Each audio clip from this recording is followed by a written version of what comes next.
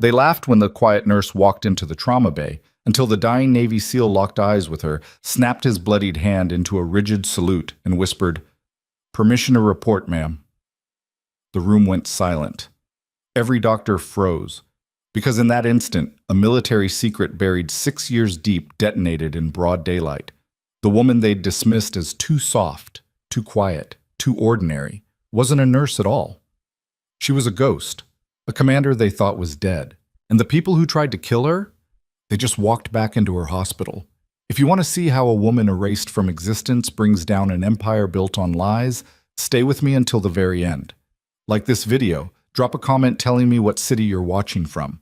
I want to see how far this story travels. Now let's begin. Claire Bennett's first shift at Redwood Heights Medical Center started the way most do. Paperwork, badge photos, and a tour guide who spoke too fast and smiled too wide.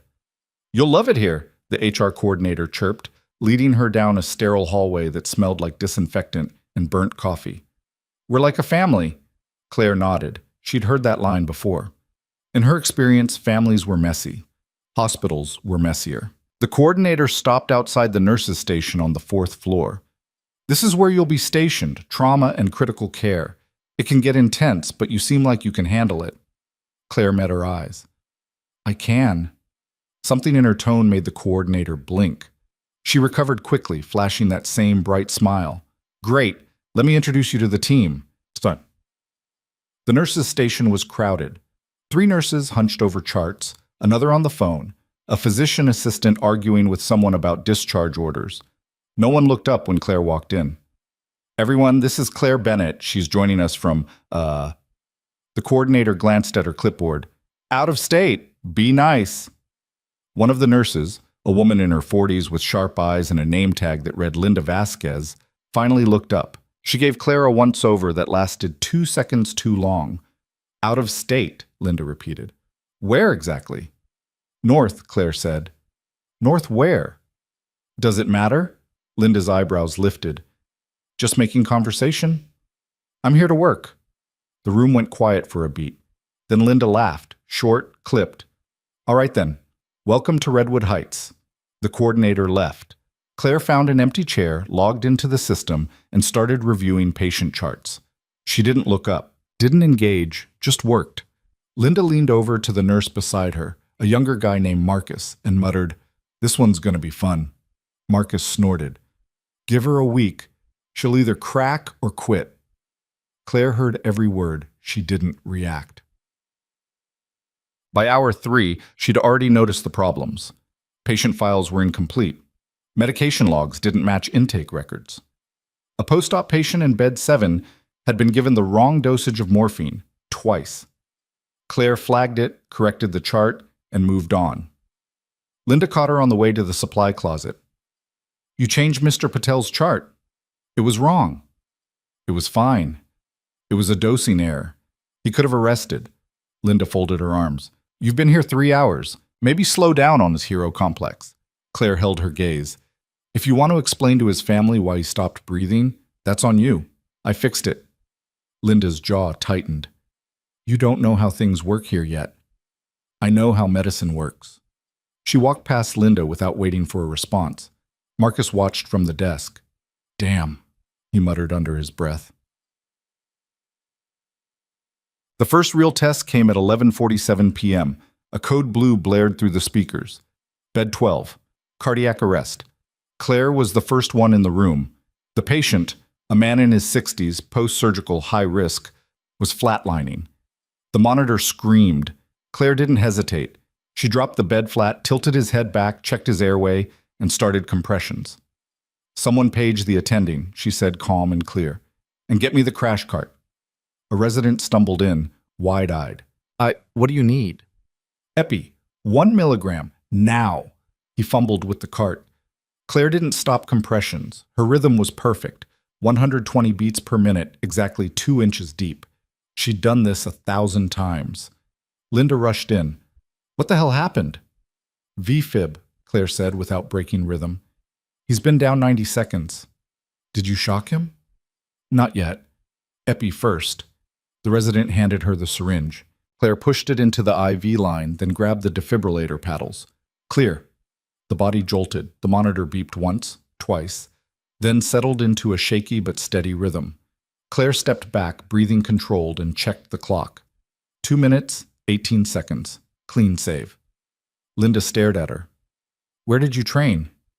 Around. That's not an answer. Claire stripped off her gloves. He's stable. Monitor him for arrhythmias. I'll update the chart. She walked out before Linda could ask again. Marcus caught up with her in the hallway. That was insane. It was standard protocol. Standard? You moved like, I don't know, military or something? Claire stopped walking, turned to face him. I moved like someone who's done this before, that's all. Yeah, but Marcus, if you want to help, go check on Mr. Patel. Make sure his vitals are stable. He blinked. Okay, sure. She walked away before he could say anything else. The night shift ended at 7 a.m. Claire clocked out, grabbed her jacket, and headed for the parking garage. She was halfway to her car when she heard footsteps behind her. She stopped, turned. A man in his early 30s stood 10 feet away, clean cut, suit and tie, federal badge clipped to his belt. Claire Bennett? She didn't answer. He smiled, not friendly. Special Agent Donovan Hayes, FBI. Just wanted to introduce myself. Why? Because we run background checks on all new hires in facilities with federal contracts. Standard procedure. And? And yours is interesting. Claire's expression didn't change. Meaning there's not much there. You exist as of 6 years ago. Before that? He shrugged. Nothing. No credit history, no employment records, no tax returns. It's like you didn't exist. People start over. Sure. But usually they leave a trail. He stepped closer. You didn't. Claire met his eyes. Is there a question, Agent Hayes? Just curiosity. What were you doing before 6 years ago? Living quietly. Doing what? Not breaking any laws. Hayes smiled again. I'll be around. He walked away. Claire stood there for a long moment, then got in her car and drove home. She didn't go straight there. She took 3 different routes, doubled back twice, and parked 2 blocks away. Old habits. Her apartment was small. 1 bedroom, minimal furniture, nothing personal on the walls. She kept it that way on purpose. Easy to leave. She locked the door, checked the windows, then sat on the edge of her bed and stared at the floor. 6 years. She'd made it 6 years without anyone asking questions, without anyone digging. And now an FBI agent was poking around her past, or lack of one. She pulled out her phone and opened an encrypted app, typed a single message. Possible exposure. Monitoring. The reply came in seconds. Relocate if necessary. Do not engage. Claire deleted both messages and set the phone down. She wasn't relocating. Not yet. 3 days later, everything changed. It started with a phone call to the hospital administrator, then a convoy of black SUVs, then armed guards in the lobby. Claire was restocking an IV cart when Linda grabbed her arm. Did you see what's happening downstairs? No. Military, full escort. They just brought someone in. Claire's pulse didn't spike. She'd trained herself not to react. Trauma? I don't know. They're not saying. But they cleared the entire ICU wing. Claire set down the saline bag. Who's the patient? No idea. They won't tell us. Claire walked toward the ICU. Linda followed. 2 armed guards stood outside the sealed unit. One of them stepped forward. This area is restricted. Claire stopped. I work here. Not today, you don't. She glanced past him. Through the window, she could see doctors in surgical masks, federal agents, and a single patient on a ventilator.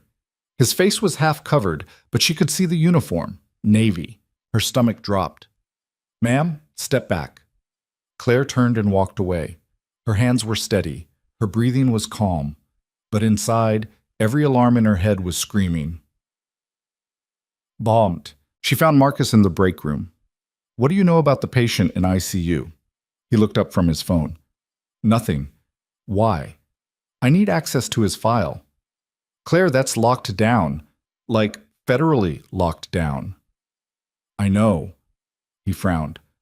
What's going on? Just Keep your head down. Don't ask questions. You're scaring me. Good. She left before he could respond. That night, Claire stayed late.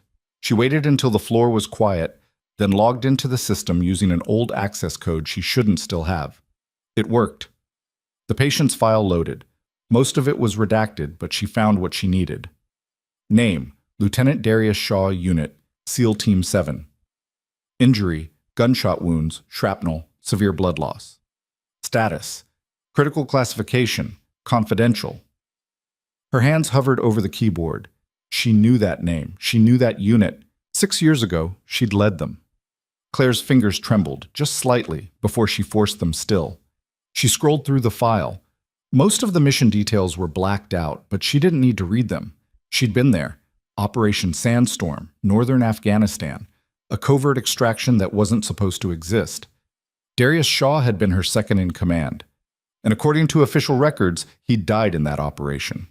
Along with her. Claire logged out, cleared the cache, and sat back in the chair.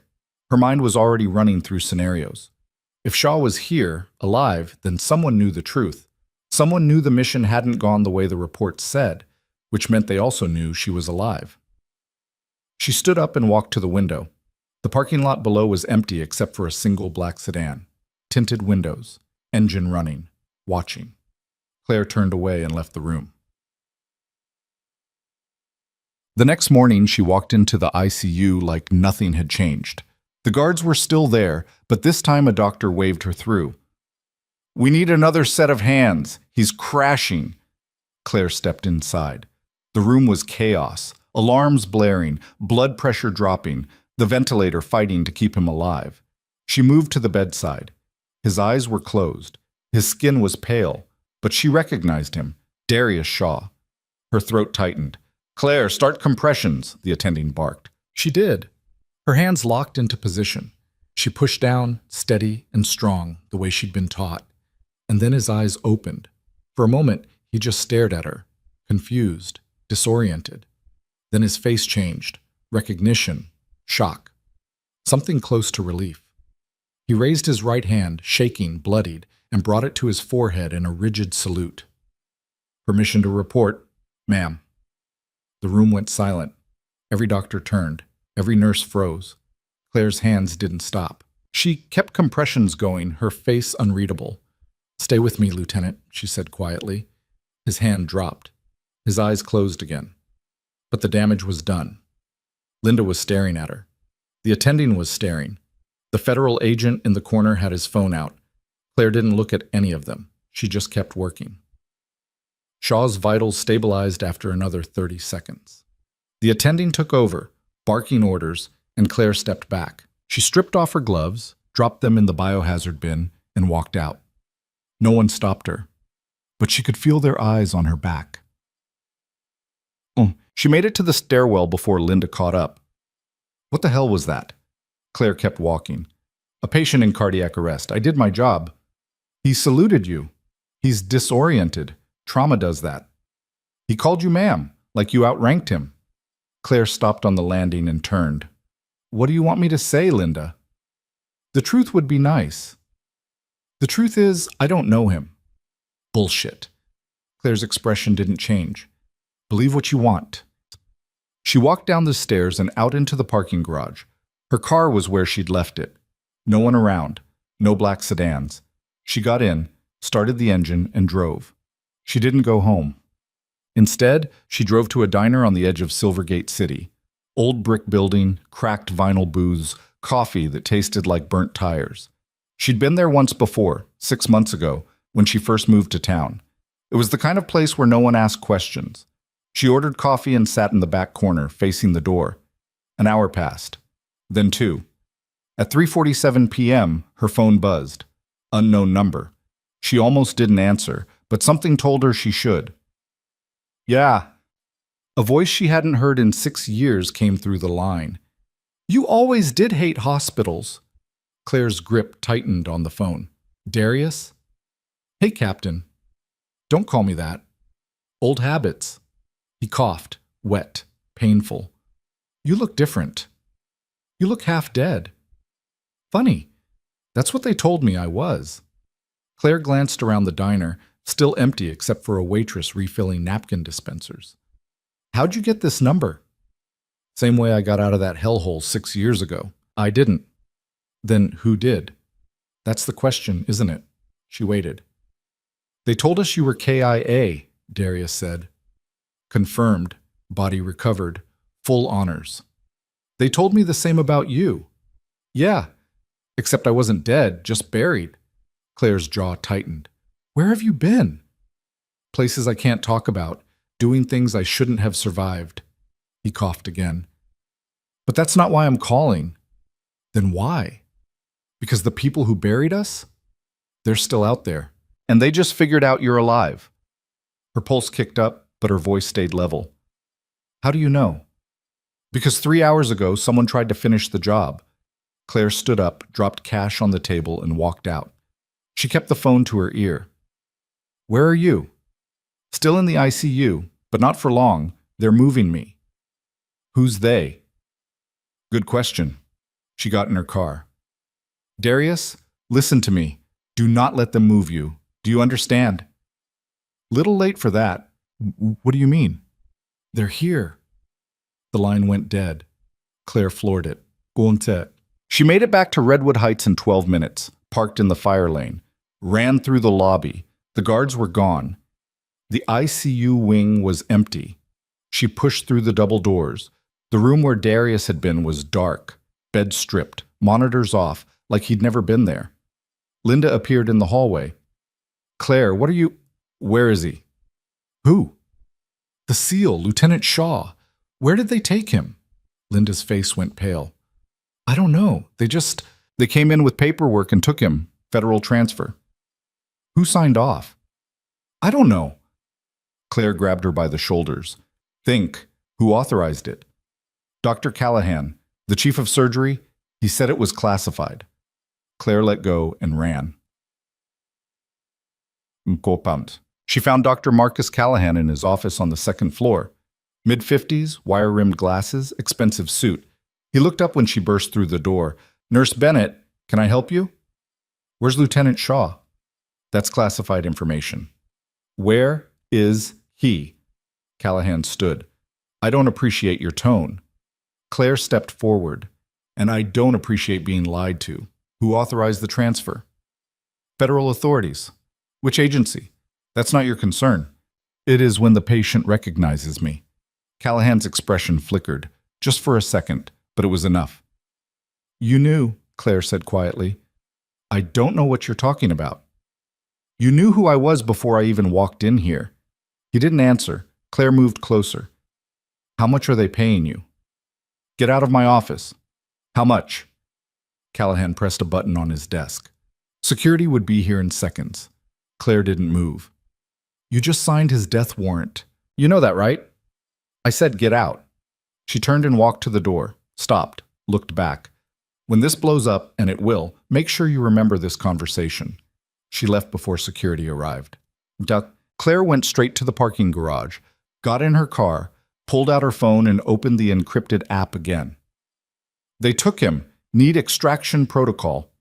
The reply came faster this time. Negative. You're compromised. Abort. Claire stared at the screen, then typed, He's one of ours. I'm not leaving him. That's an order. I don't take orders anymore. She deleted the app, pulled the SIM card, and snapped it in half. Then she started the car and drove. She didn't have much time. Maybe an hour before they realized she wasn't going to disappear quietly. Maybe less. She went to her apartment, grabbed the go bag she kept in the closet, and left. Didn't pack. Didn't look back. Her next stop was a storage unit across town. She'd rented it under a fake name 6 months ago. Inside was everything she'd need: cash, IDs, a burner laptop, and a Glock 19 she'd hoped she'd never have to use again. She loaded the weapon, checked the magazine, and slipped it into her waistband. Then she opened the laptop and started digging. Boca. It took her 40 minutes to crack into Redwood Heights' internal server, another 20 to find what she was looking for. The transfer order for Lieutenant Darius Shaw, authorized by Dr. Marcus Callahan, requested by a federal liaison named Victor Brennan. Claire ran the name through every database she had access to. Nothing official, No FBI, no DOD, no CIA. Victor Brennan didn't exist, which meant he was exactly the kind of person who would. She kept digging, found a phone number, a shell company, a trail of payments running through 3 offshore accounts. And then she found something else. A list. Operation Sandstorm, Casualty Reconciliation 12 names, all marked KYA, including hers, including Darius Shaw's, but there was a note at the bottom. Witnesses neutralized, asset recovery ongoing. Claire's blood went cold. They hadn't buried them by accident. They'd done it on purpose. Her phone buzzed. New number. She answered. Claire Bennett? A woman's voice, professional, clipped. Who's asking? My name is Dr. Ethan Cole. I'm a resident at Redwood Heights. We need to talk. I'm listening? Not over the phone. Meet me at the diner on Archer Street. 1 hour. Why should I trust you?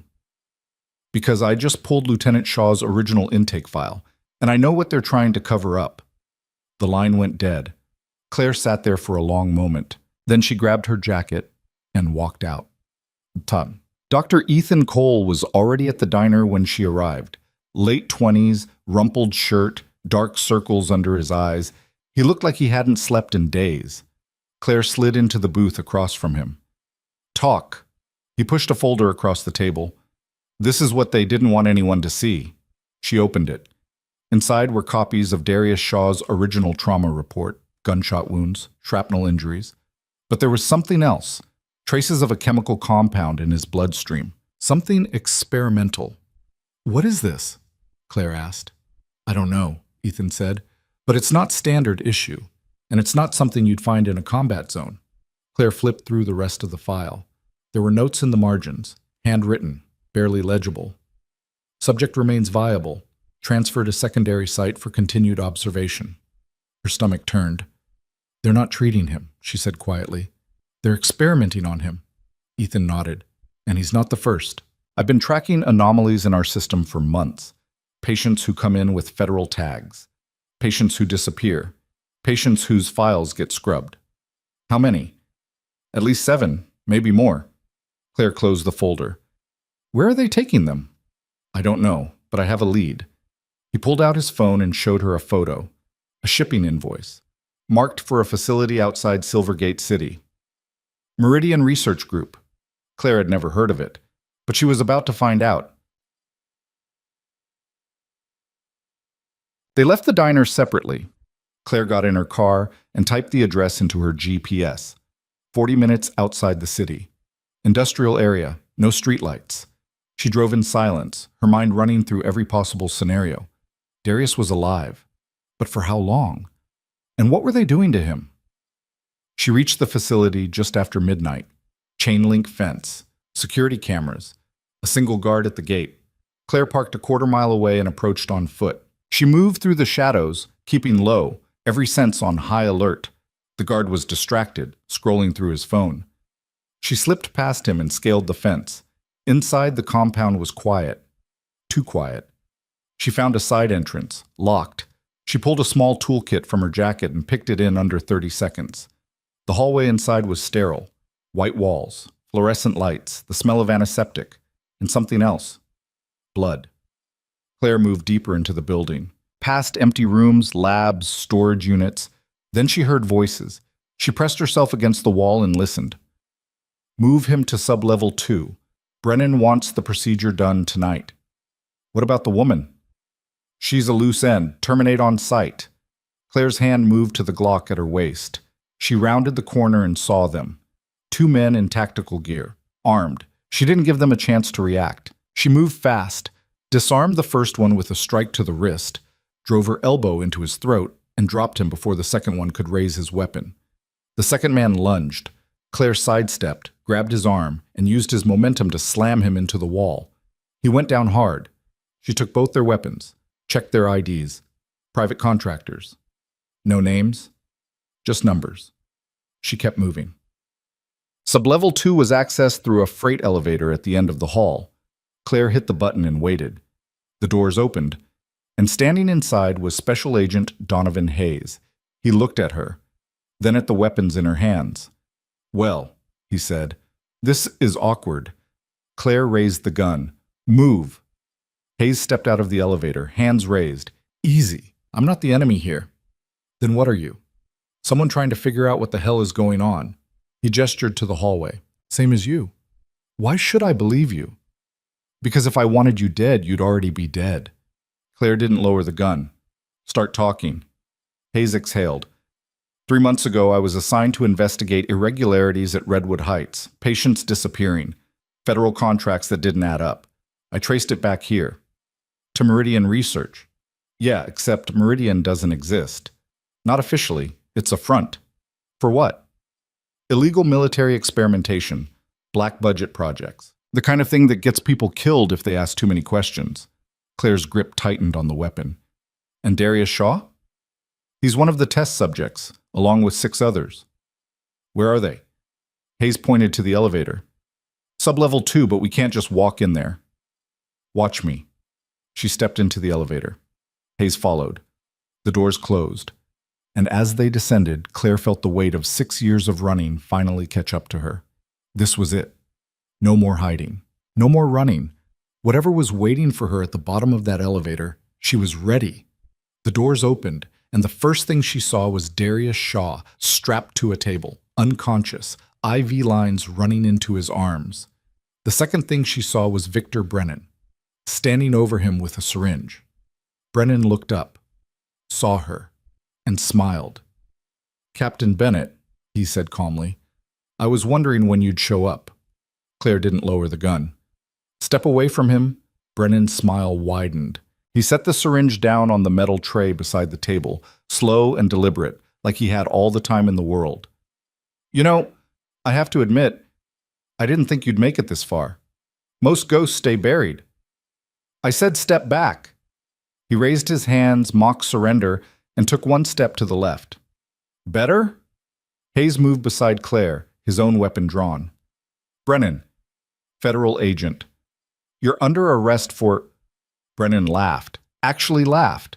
Under arrest? Agent Hayes, do you have any idea who signs your paychecks? Hayes' jaw tightened. Not you. No, but the people I work for. They own half the oversight committees in Washington. So unless you want to end up in a hole darker than this one, I'd suggest you rethink your approach.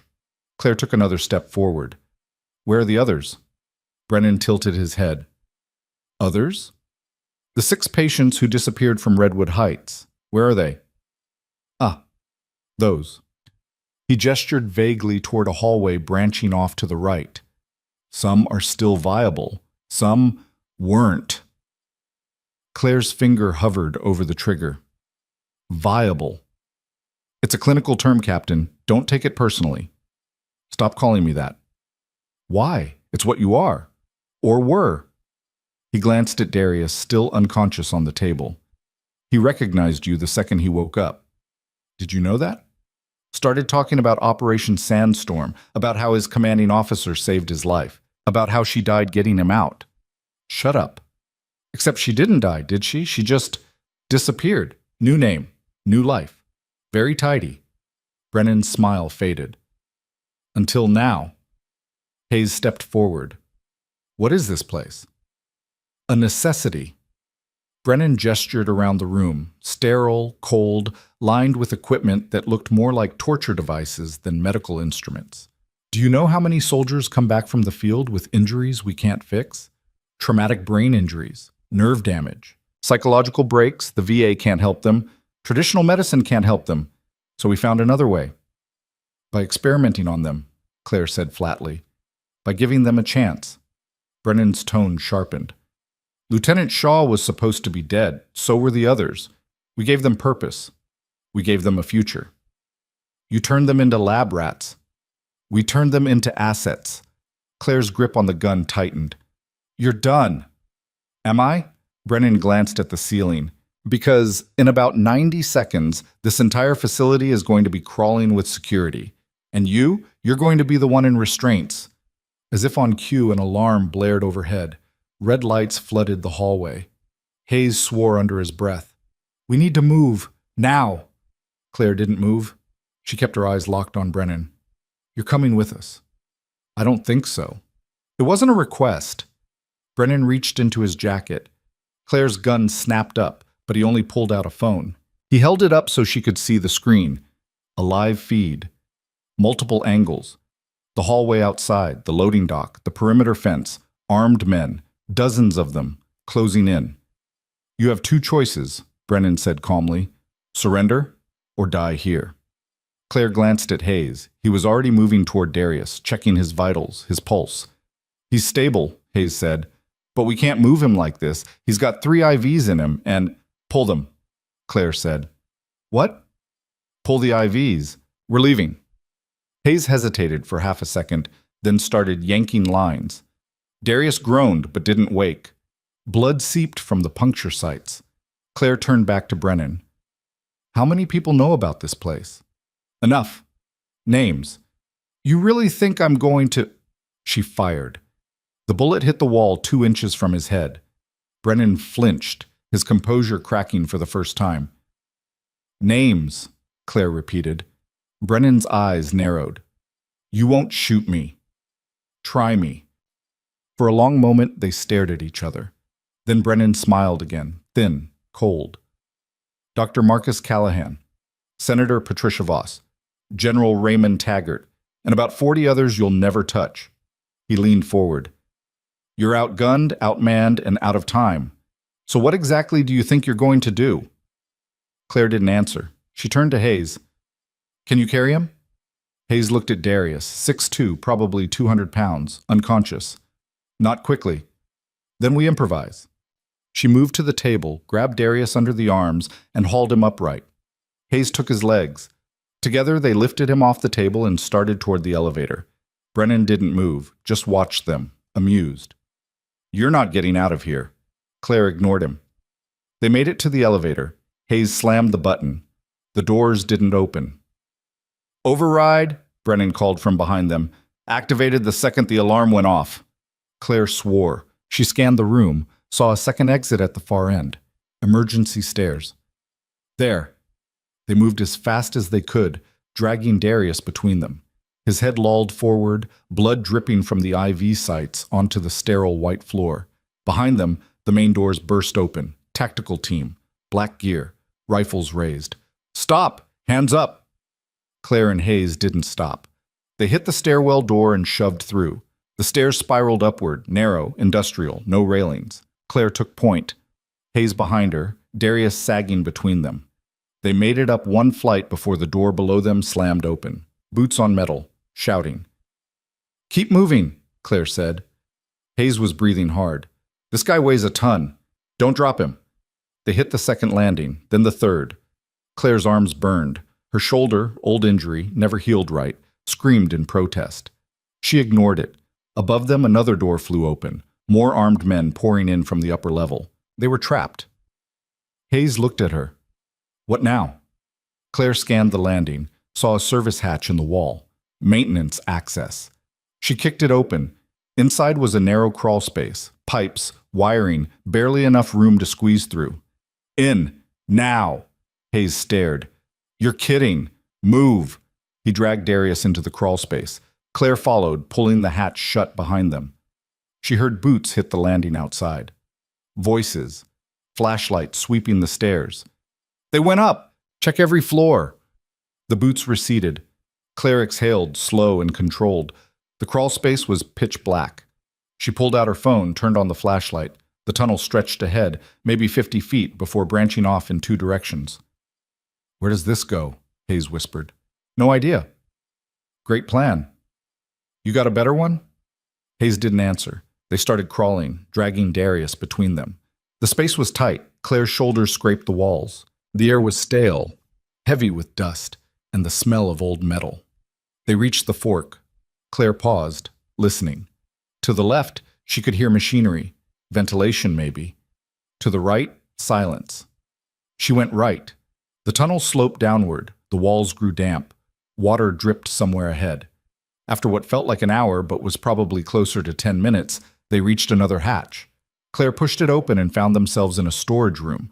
Boxes stacked floor to ceiling, a single bulb hanging from the ceiling, and a door. Claire moved to it, checked the lock. It was bolted from the inside. She slid it open and peered out. Loading dock. Empty.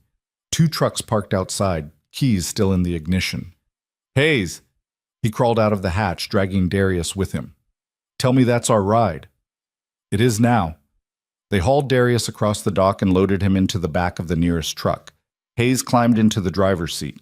Claire took shotgun. The engine roared to life. Go, Claire said. Hayes floored it. The truck lurched forward, crashed through the chain-link gate, and hit the main road doing 60. Behind them, headlights flared. 3 vehicles. Maybe 4. They're following, Hayes said. I noticed. Claire rolled down the window, leaned out, and fired 3 shots at the lead vehicle. The windshield spiderwebbed. The car swerved but didn't stop. Hayes took a hard left onto a side road. The truck fishtailed, tires screaming. Claire braced herself against the door. Where are we going? Hayes shouted. Away from them. That's not a plan. It's all we've got. Another turn. This one onto a dirt road, narrow and unlit. The truck bounced over ruts and potholes. In the back, Darius groaned. The headlights behind them were gaining. Hayes glanced in the rear view. They're not giving up. They can't afford to. Claire reloaded, leaned out the window again, and aimed for the tires. Fired twice. Missed. Fired again. The front tire of the lead car exploded. The vehicle spun out, flipped, and rolled into the ditch. 2 left. Hayes took another turn, this one onto a paved highway. Traffic was light. He weaved between cars, pushing the truck to its limit. One of the pursuit vehicles pulled alongside. The passenger window rolled down. A man with a rifle leaned out. Claire didn't hesitate. She fired first. The man jerked back, blood spraying. The car swerved, clipped a guardrail, and fell back. 1 left. Hayes took an exit ramp, cutting across 2 lanes of traffic. Horns blared. The last pursuit vehicle followed, relentless. We need to lose them, Hayes said. Working on it. Claire scanned the road ahead, saw a sign for an industrial park. Abandoned warehouses. Perfect. There, turn right. Hayes yanked the wheel. The truck skidded into the parking lot, narrowly missing a concrete barrier. The warehouses loomed ahead, dark, empty, decaying. Hayes drove between 2 of them and killed the engine. They sat in silence, listening. The pursuit vehicle roared past, kept going. Claire waited, counted to 60, then exhaled. We're clear. Hayes slumped in his seat. That was insane. That was Tuesday. He stared at her. You do this a lot? Used to. In the back, Darius stirred. His eyes fluttered open. He looked around, disoriented, then saw Claire. Captain? Not anymore. Where are we? Safe. For now. He tried to sit up, winced, and fell back. What happened? You got out. That's what happened. Darius closed his eyes. The others, we'll find them. They're dead, Captain. Most of them. I heard Brennan talking. He said the trials failed, said they were disposable. Claire's jaw tightened. How many are left? 2, maybe 3. I don't know. Hayes climbed into the back, checked Darius's vitals. He needs a hospital. No hospitals, Darius said immediately. They'll find me. You're bleeding out. Then patch me up here. Hayes looked at Claire. She nodded. He sighed, pulled out a first aid kit from under the seat, and started working. Darius hissed in pain but didn't complain. Claire stepped out of the truck, walked to the edge of the lot, and pulled out her phone. She stared at it for a long moment, then dialed. The line rang twice before someone picked up. This is a restricted number. It's Bennett. Silence. Then, you're supposed to be dead. Yeah, well, I'm not, and I need a favor. You burned your bridges 6 years ago.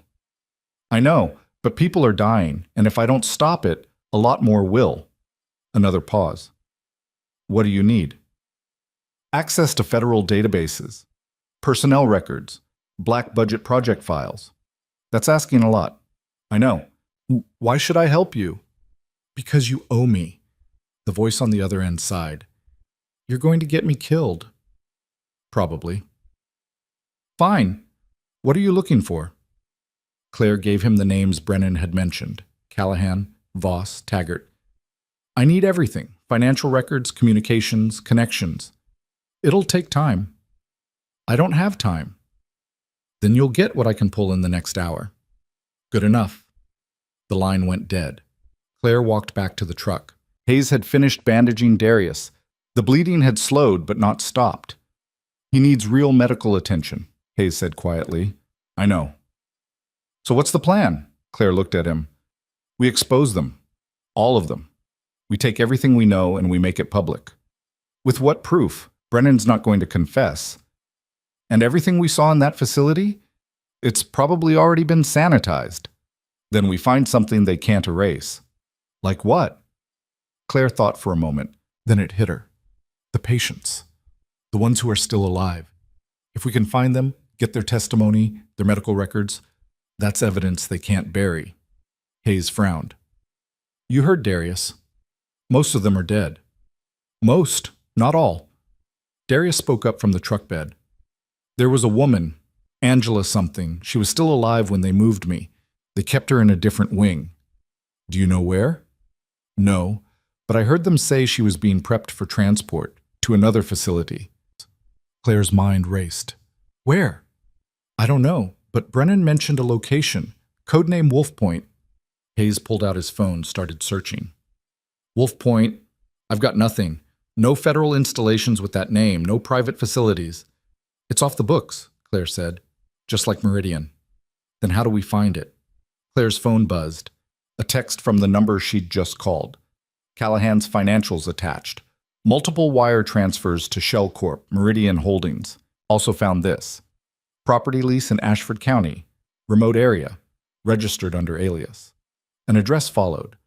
Claire showed it to Hayes. That's Wolf Point. Hayes stared. How do you know? Because it's exactly the kind of place you'd hide something you don't want found. She climbed into the truck. We're going.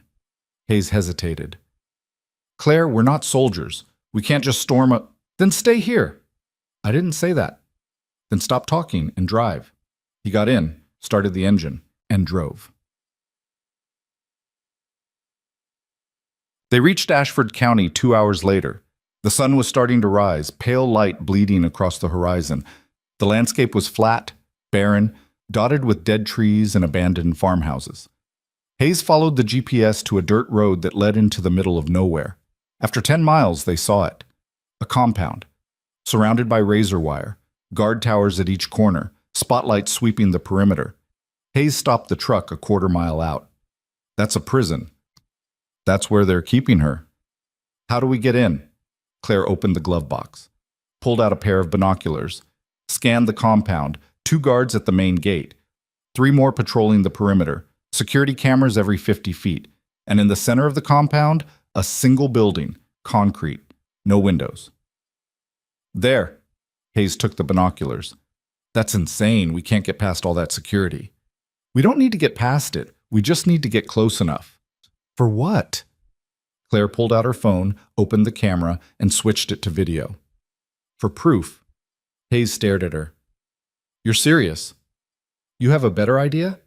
He didn't. Claire turned to Darius. Can you walk? He nodded slowly. I can try. Good, because I'm going to need you.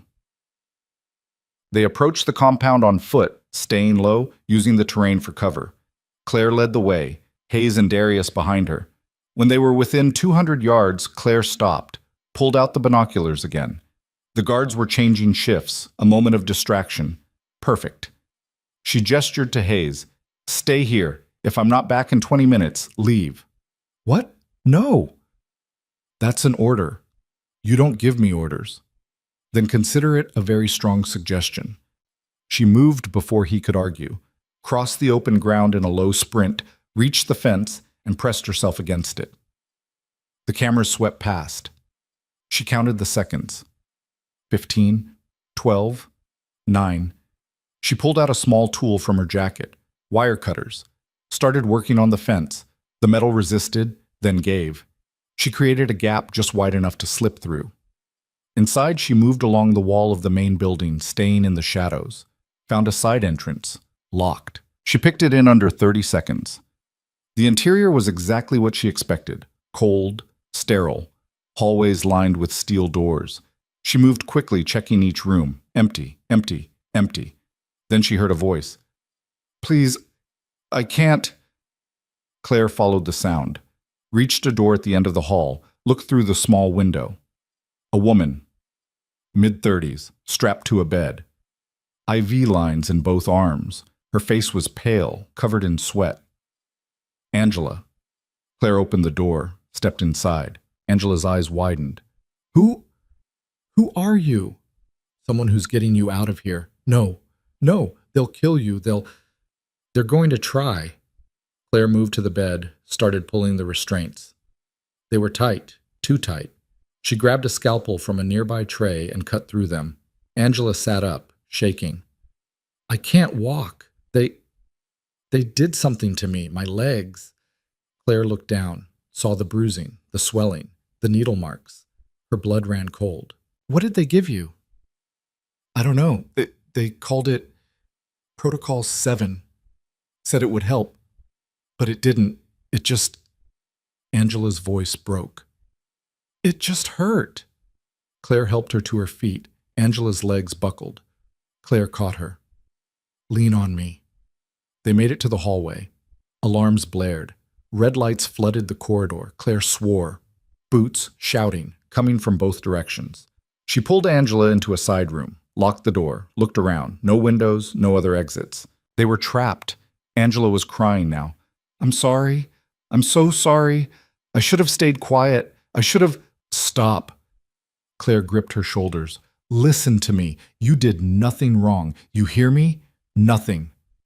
The door shook. Someone was trying to break it down. Claire pulled out her gun, checked the magazine. 3 bullets left. Not enough. The door splintered, cracked, gave way. Armed men poured in. Claire raised her weapon. And then a voice cut through the chaos. "Stand down!" Everyone froze. Victor Brennan stepped into the room, flanked by 2 guards. He looked at Claire, then at Angela, then back at Claire, and smiled. "Captain Bennett, I have to say I'm impressed. You made it farther than I thought you would." Claire kept the gun trained on him. "Let her go." "I don't think so. I'll kill you." "No, you won't. Because the second you pull that trigger, my men will cut you down. And then Angela here will be right back where she started." And he stepped closer.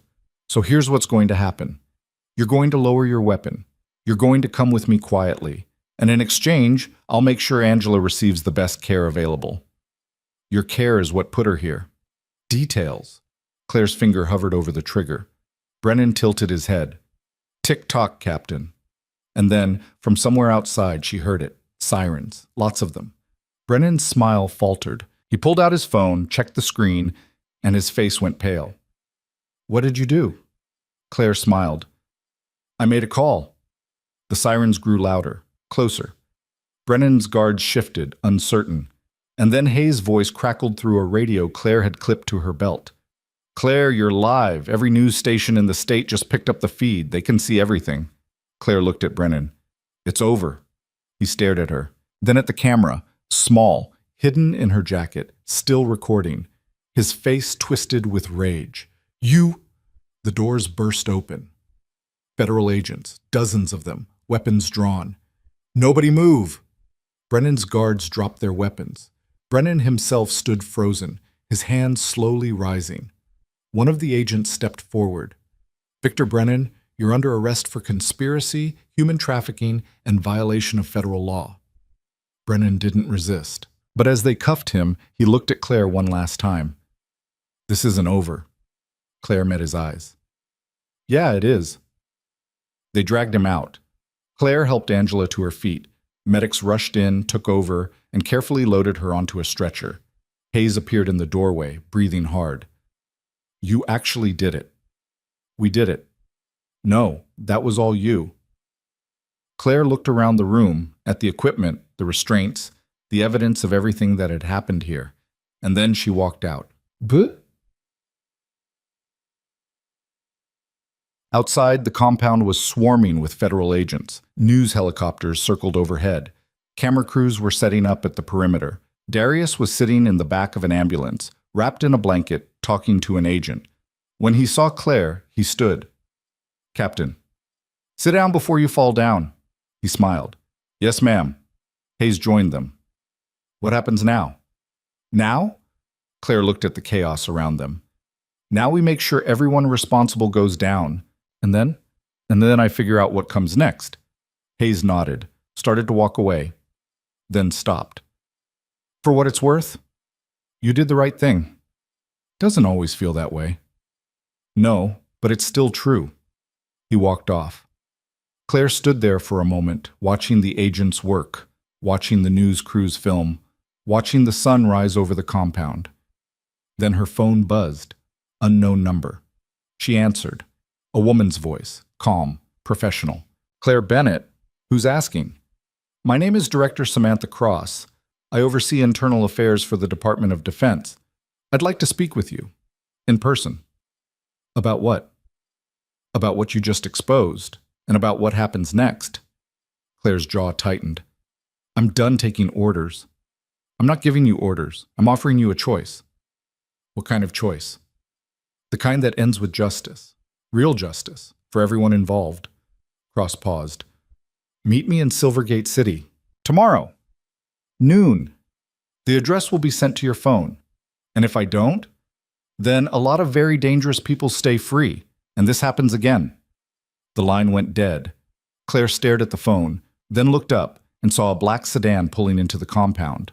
The back door opened. And stepping out, in a crisp suit and cold expression, was Senator Patricia Voss.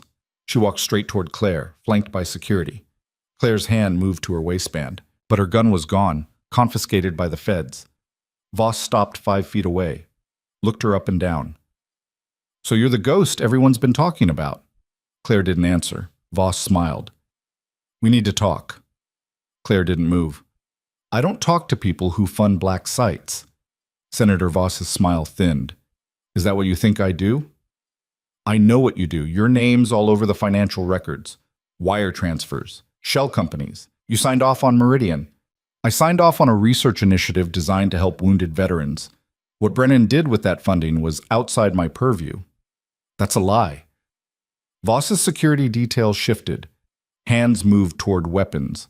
Claire noticed but didn't react. Voss raised a hand. Her men stopped. Walk with me.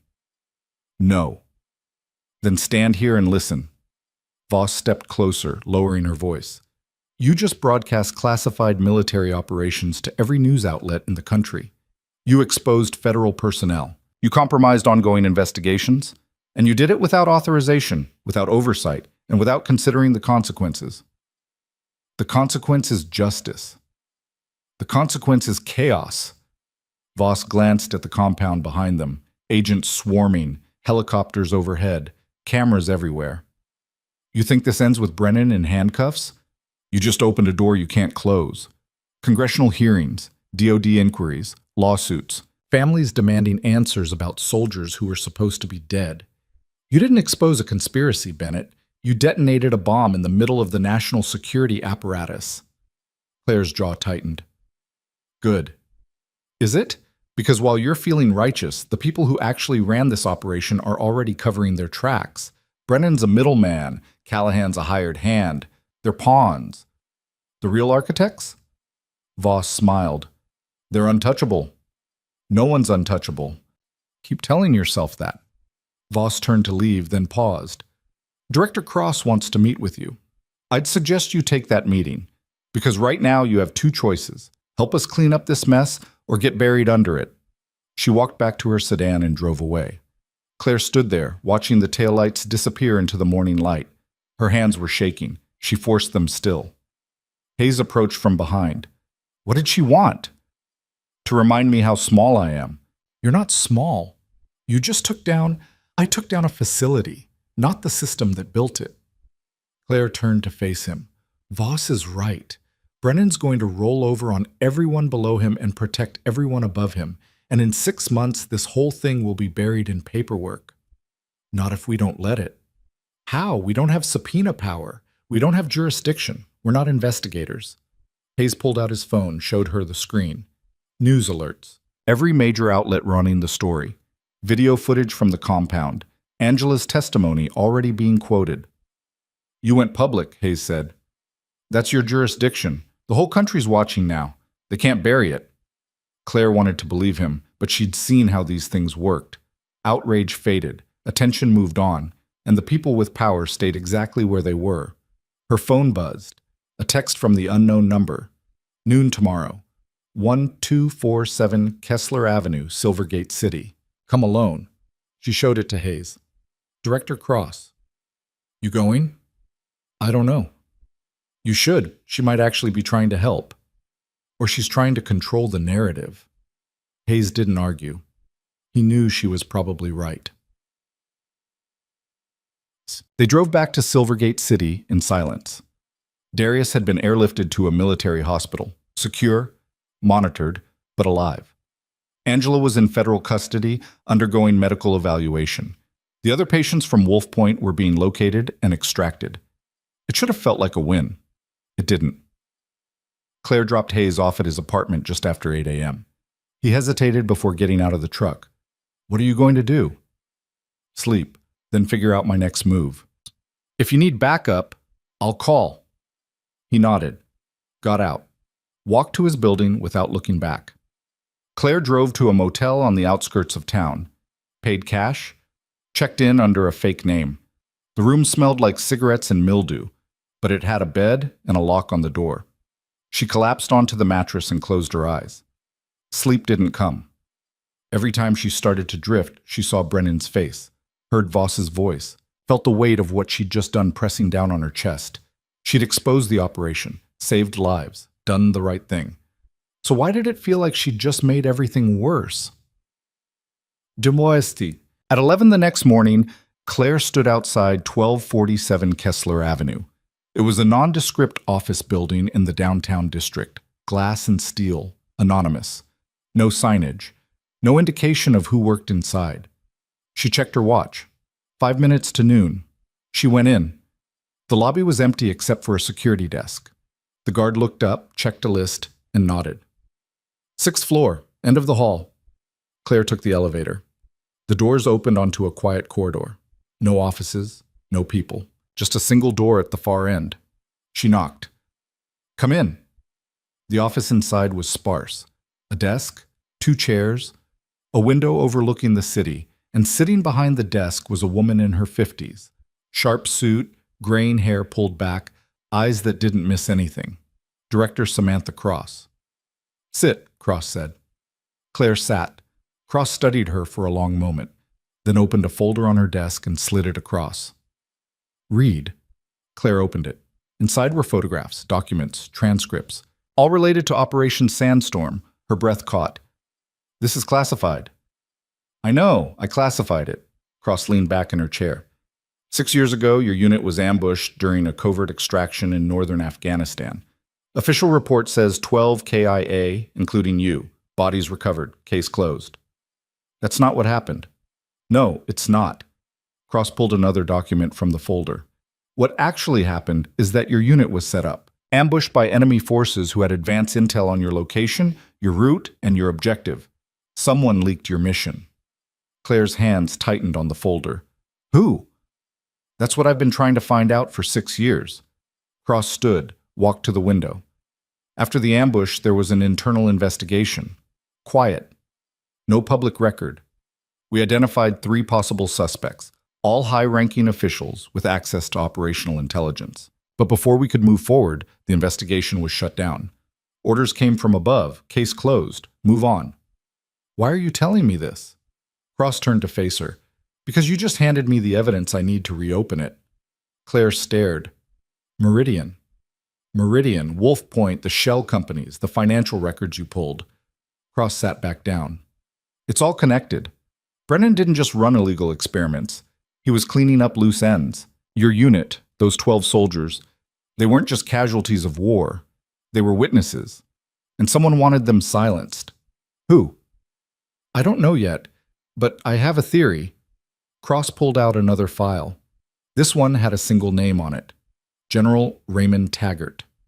Claire's stomach dropped. He was our commanding officer. He was also the one who signed off on the mission, who approved the route, who had access to every detail. Cross opened the file. Inside were financial records. Wire transfers, payments to offshore accounts, all traced back to Meridian Holdings. Taggart sold you out, Cross said quietly. He leaked your mission to enemy forces, waited for the ambush, then used Brennan to erase the survivors. The ones who lived through the initial attack were taken to Meridian, experimented on, and when they became liabilities, they were eliminated. Claire felt her chest tighten. Why? Money, power. Take your pick. Cross closed the file.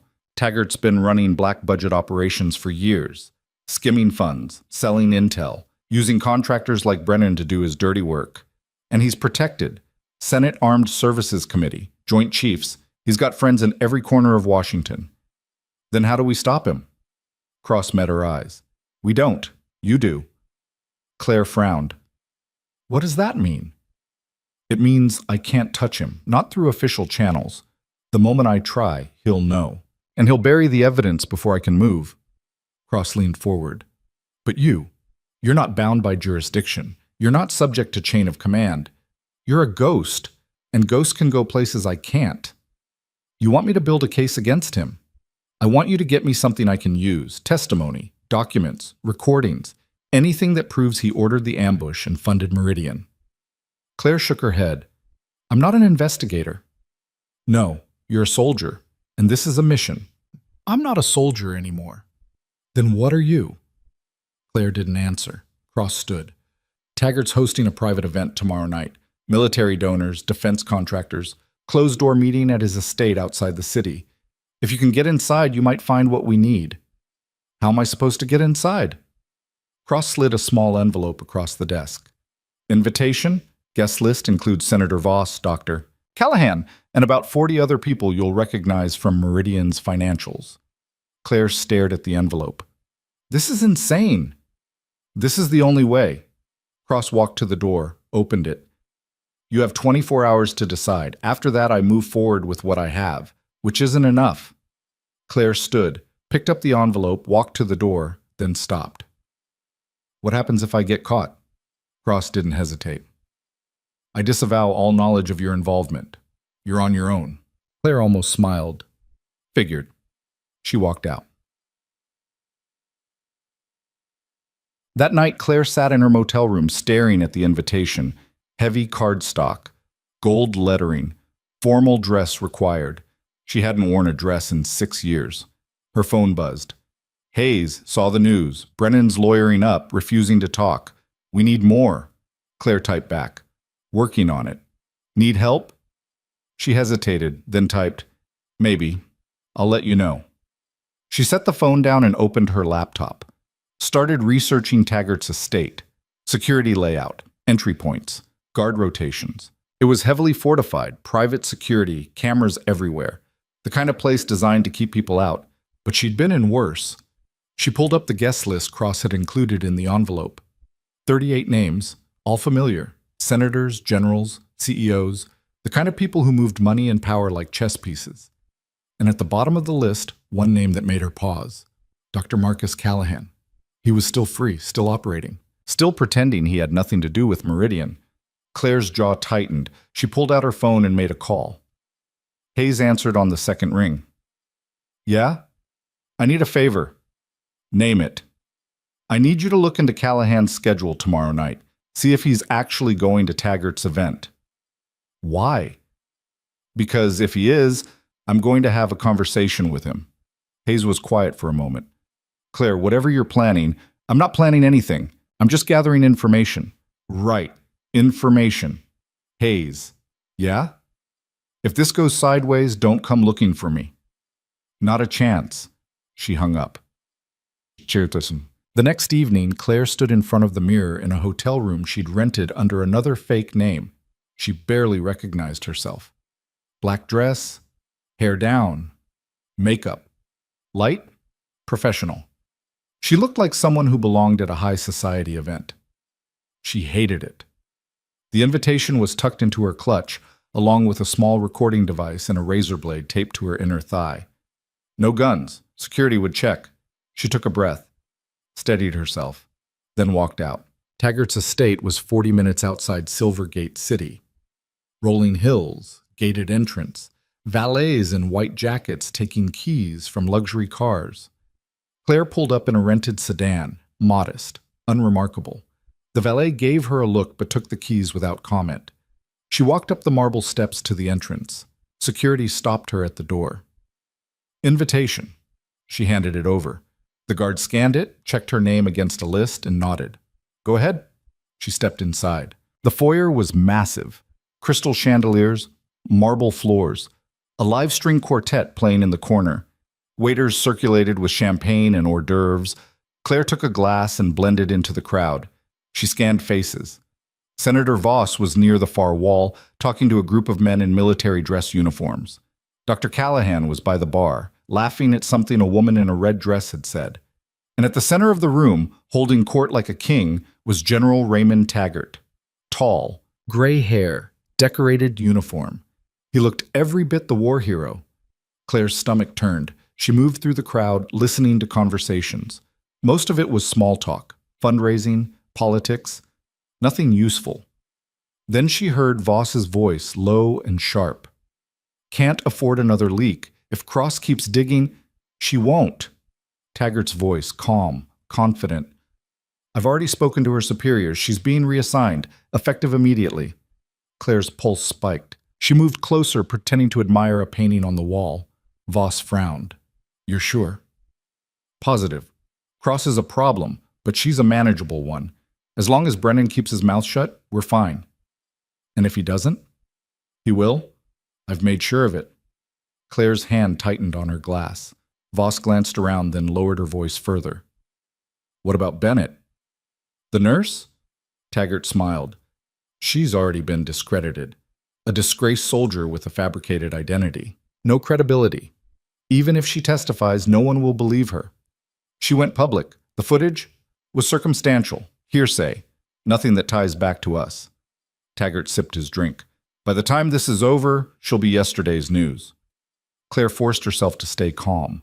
She activated the recording device in her clutch, but then someone bumped into her. Champagne spilled on her dress. Oh my God, I'm so sorry. Claire turned. A young woman, mid-20s, looking mortified. It's fine, Claire said. Let me get you a napkin. Really, it's fine. But the moment had passed. Taggart and Voss had moved on. The conversation was over. Claire swore internally. She excused herself and headed toward the bathroom. She needed to regroup, figure out another angle. But as she turned the corner into a quieter hallway, she saw Callahan, alone, on his phone. Don't care what Cross says, the files are secure. She can't access them without a warrant, and she won't get one. Claire's mind raced. Files. Secure. Where? Callahan ended the call and turned, saw her standing there. His face went pale. Nurse Bennett. Dr. Callahan. He glanced around. No one else in the hallway. What are you doing here? Same thing you are. Enjoying the party. You shouldn't be here. Why? Because I might ask uncomfortable questions? Callahan's jaw tightened. I don't know what you think you know. I know you authorized transfers to Meridian. I know you signed off on experimental protocols. I know you knew exactly what Brennan was doing. You can't prove that. I don't need to. The federal investigation will. There won't be an investigation. It's already been buried. Claire stepped closer. Then I'll dig it back up. Callahan's hand moved to his pocket. Claire saw the flash of metal. A phone, she thought. But then he pulled out a small syringe. I'm sorry, he said quietly. I really am. He lunged.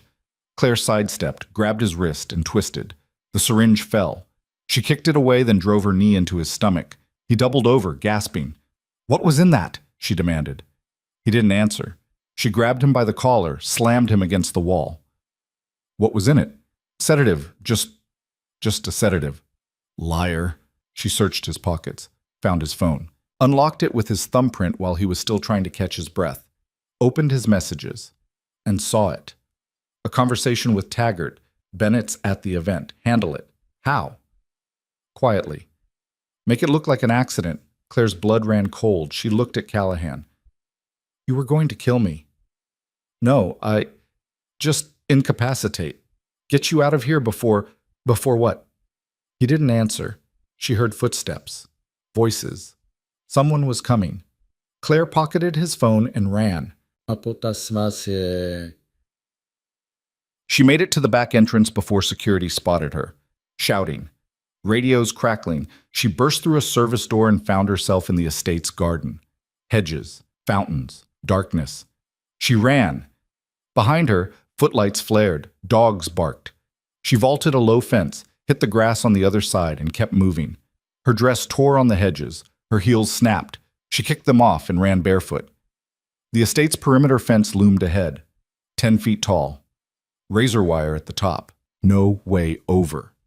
She changed direction, headed toward the garage, found a gap in the fence near the service road, squeezed through. Her dress caught. She yanked it free, heard fabric rip, and stumbled onto the road. Headlights flared. A car screeched to a stop. Hayes leaned out the window. Get in! She didn't hesitate. Dove into the passenger seat. He floored it before she even closed the door. What the hell happened? They tried to kill me. Who? Callahan, Taggart, all of them. She pulled out Callahan's phone, showed him the messages. They knew I was there. They planned it. Hayes swore. Did you get anything? Some, not enough. She opened the recording app on her clutch device, played back what she'd captured. Taggart's voice, Voss's voice, talking about Cross, about Brennan, about discrediting Claire, but nothing concrete, nothing that directly tied them to the ambush or Meridian. Hayes listened, then shook his head. It's not enough. A good lawyer will tear that apart. I know. So what now? Claire stared at Callahan's phone, at the messages, at the contacts. And then she saw it. A calendar entry. Tomorrow, 9 a.m. Meridian Holdings Board Meeting, 1800 Industrial Parkway, Unit 12. She looked at Hayes. Now we go to the source. They spent the night planning, pulled up blueprints, guard schedules, entry points. By dawn, they had a strategy. It was risky, probably stupid, but it was all they had. At 8:30 a.m., they pulled up outside 1800 Industrial Parkway. Nondescript warehouse, no signage, 2 cars in the lot. Hayes parked across the street. You sure about this? No. Great, let's go. They crossed the street.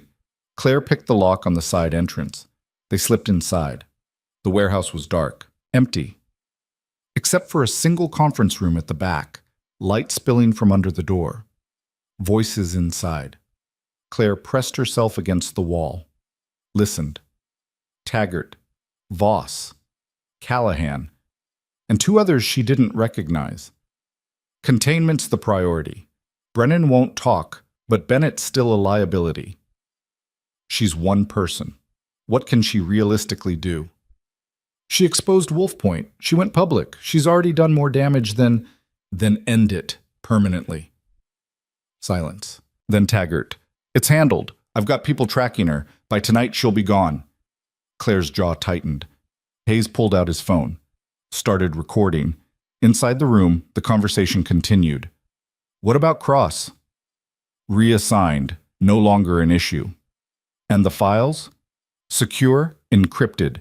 Even if someone gets access, they won't be able to trace them back to us. Where are they? Offshore server, Switzerland, completely untraceable. Claire looked at Hayes. He nodded. Still recording. Then the door opened. A man stepped out, saw them. His eyes went wide. Hey! Claire didn't think. She shoved Hayes back toward the exit. Run! They sprinted down the hallway. Behind them, shouting. Footsteps. A gunshot. The wall beside Claire's head exploded in a spray of plaster. She ducked, kept running. Hayes hit the exit first, slammed through it. Claire followed. They made it to the car. Hayes started the engine, floored it. Another gunshot. The rear window shattered. Hayes swerved, tires screaming, and hit the main road doing 70. Claire twisted in her seat, saw a black SUV pulling out of the lot, following. They're on us. I see them. Hayes took a hard right, then a left. The SUV stayed close. Claire grabbed her phone, dialed Cross. No answer. Tried again. Voicemail. She swore. Hayes glanced at her. What do we do? We lose them. How? I'm working on it. Another gunshot. The side mirror exploded. Hayes took another turn. This one into a residential area. Narrow streets, parked cars. The SUV followed. Claire scanned the road ahead, saw an alley. There! Hayes yanked the wheel. The car fishtailed into the alley, scraping against a dumpster. They shot out the other side onto a busy street. The SUV tried to follow, got stuck behind a delivery truck. Hayes didn't slow down. He weaved through traffic, ran a red light, and took the on-ramp to the highway. Claire looked back. No SUV. They'd lost them. Hayes exhaled. Okay, now what? Now we send that recording to every news outlet in the country. And then? And then we find that server. Hayes stared at her. In Switzerland? You got a better idea? He didn't. Claire pulled out her laptop, opened an encrypted connection, and started digging. It took her 3 hours. But she found it. The server. The IP address. The login credentials. Buried in Callahan's phone. She accessed it. And there it was. Everything. Financial records. Mission logs. Communications. Proof of the ambush. Proof of Meridian. Proof that Taggart had sold out her entire unit. Claire's hands shook as she downloaded the files. Then her phone rang. Unknown number. She answered. Taggart's voice, cold, flat. You should have stayed dead. Claire's blood turned to ice. How did you get this number? I know everything about you, Captain. Where you are, who you're with, what you're trying to do. He paused. And I know you just accessed my server. Claire's heart stopped. How? Failsafe. The moment someone logs in without authorization, I'm notified. Taggart's voice hardened. You have 10 minutes before that server wipes itself. And you have less. The line went dead. Claire looked at Hayes. Drive. Now. Where? Anywhere. Just move. He hit the gas. Claire turned back to her laptop. The download was at 60%. She needed more time. Her phone buzzed. A text. From Taggart. A photo. Darius. In a hospital bed. Unconscious. And standing beside him, a man in black tactical gear, gun in hand. The message below read, Stop, or he dies. Claire stared at the photo. Darius' face was pale against the hospital pillow. The man beside him wasn't looking at the camera. He was looking at Darius, waiting for orders. Hayes glanced over, saw the screen. Jesus.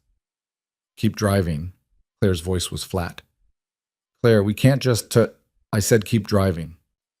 Her laptop screen showed 73%. The download was still running. If she stopped now, they'd have partial files. Enough to raise questions, not enough to prove anything. But if she didn't stop, Darius died. She closed her eyes, forced herself to think.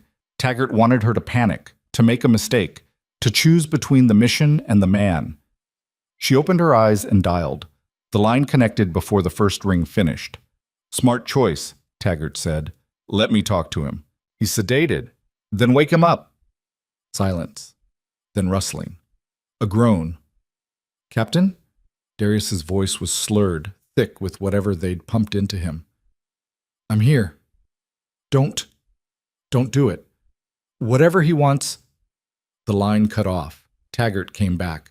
You have your proof of life. Now stop the download. Claire looked at the screen. 81%. I need guarantees. You're not in a position to negotiate. Then shoot him. See what happens when you murder a decorated SEAL in a federal hospital. Taggart laughed, low, humorless. You think anyone will care? He's already dead on paper. Killing him again just makes the story cleaner. You're bluffing. Am I? A pause. Tell you what, I'll prove I'm serious. A gunshot cracked through the phone. Claire's heart stopped. Then Darius screamed. That was his shoulder, Taggart said calmly. Non-fatal, but painful. Next one goes through his skull. You have 60 seconds. The line went dead. Claire's hands were shaking. She forced them still, looked at the screen. 87%. Hayes was staring at her. Claire. Shut up. I'm thinking. There's nothing to think about. He's going to kill him. Not if I give him what he wants first. She opened a new window, started typing. Hayes frowned. What are you doing? Buying time. She created a dummy file, encrypted, identical file size to the original download, sent it to her own secure server, then opened a separate connection and started a second download from Taggart's server. A decoy. If Taggart was monitoring the server, he'd see her downloading files.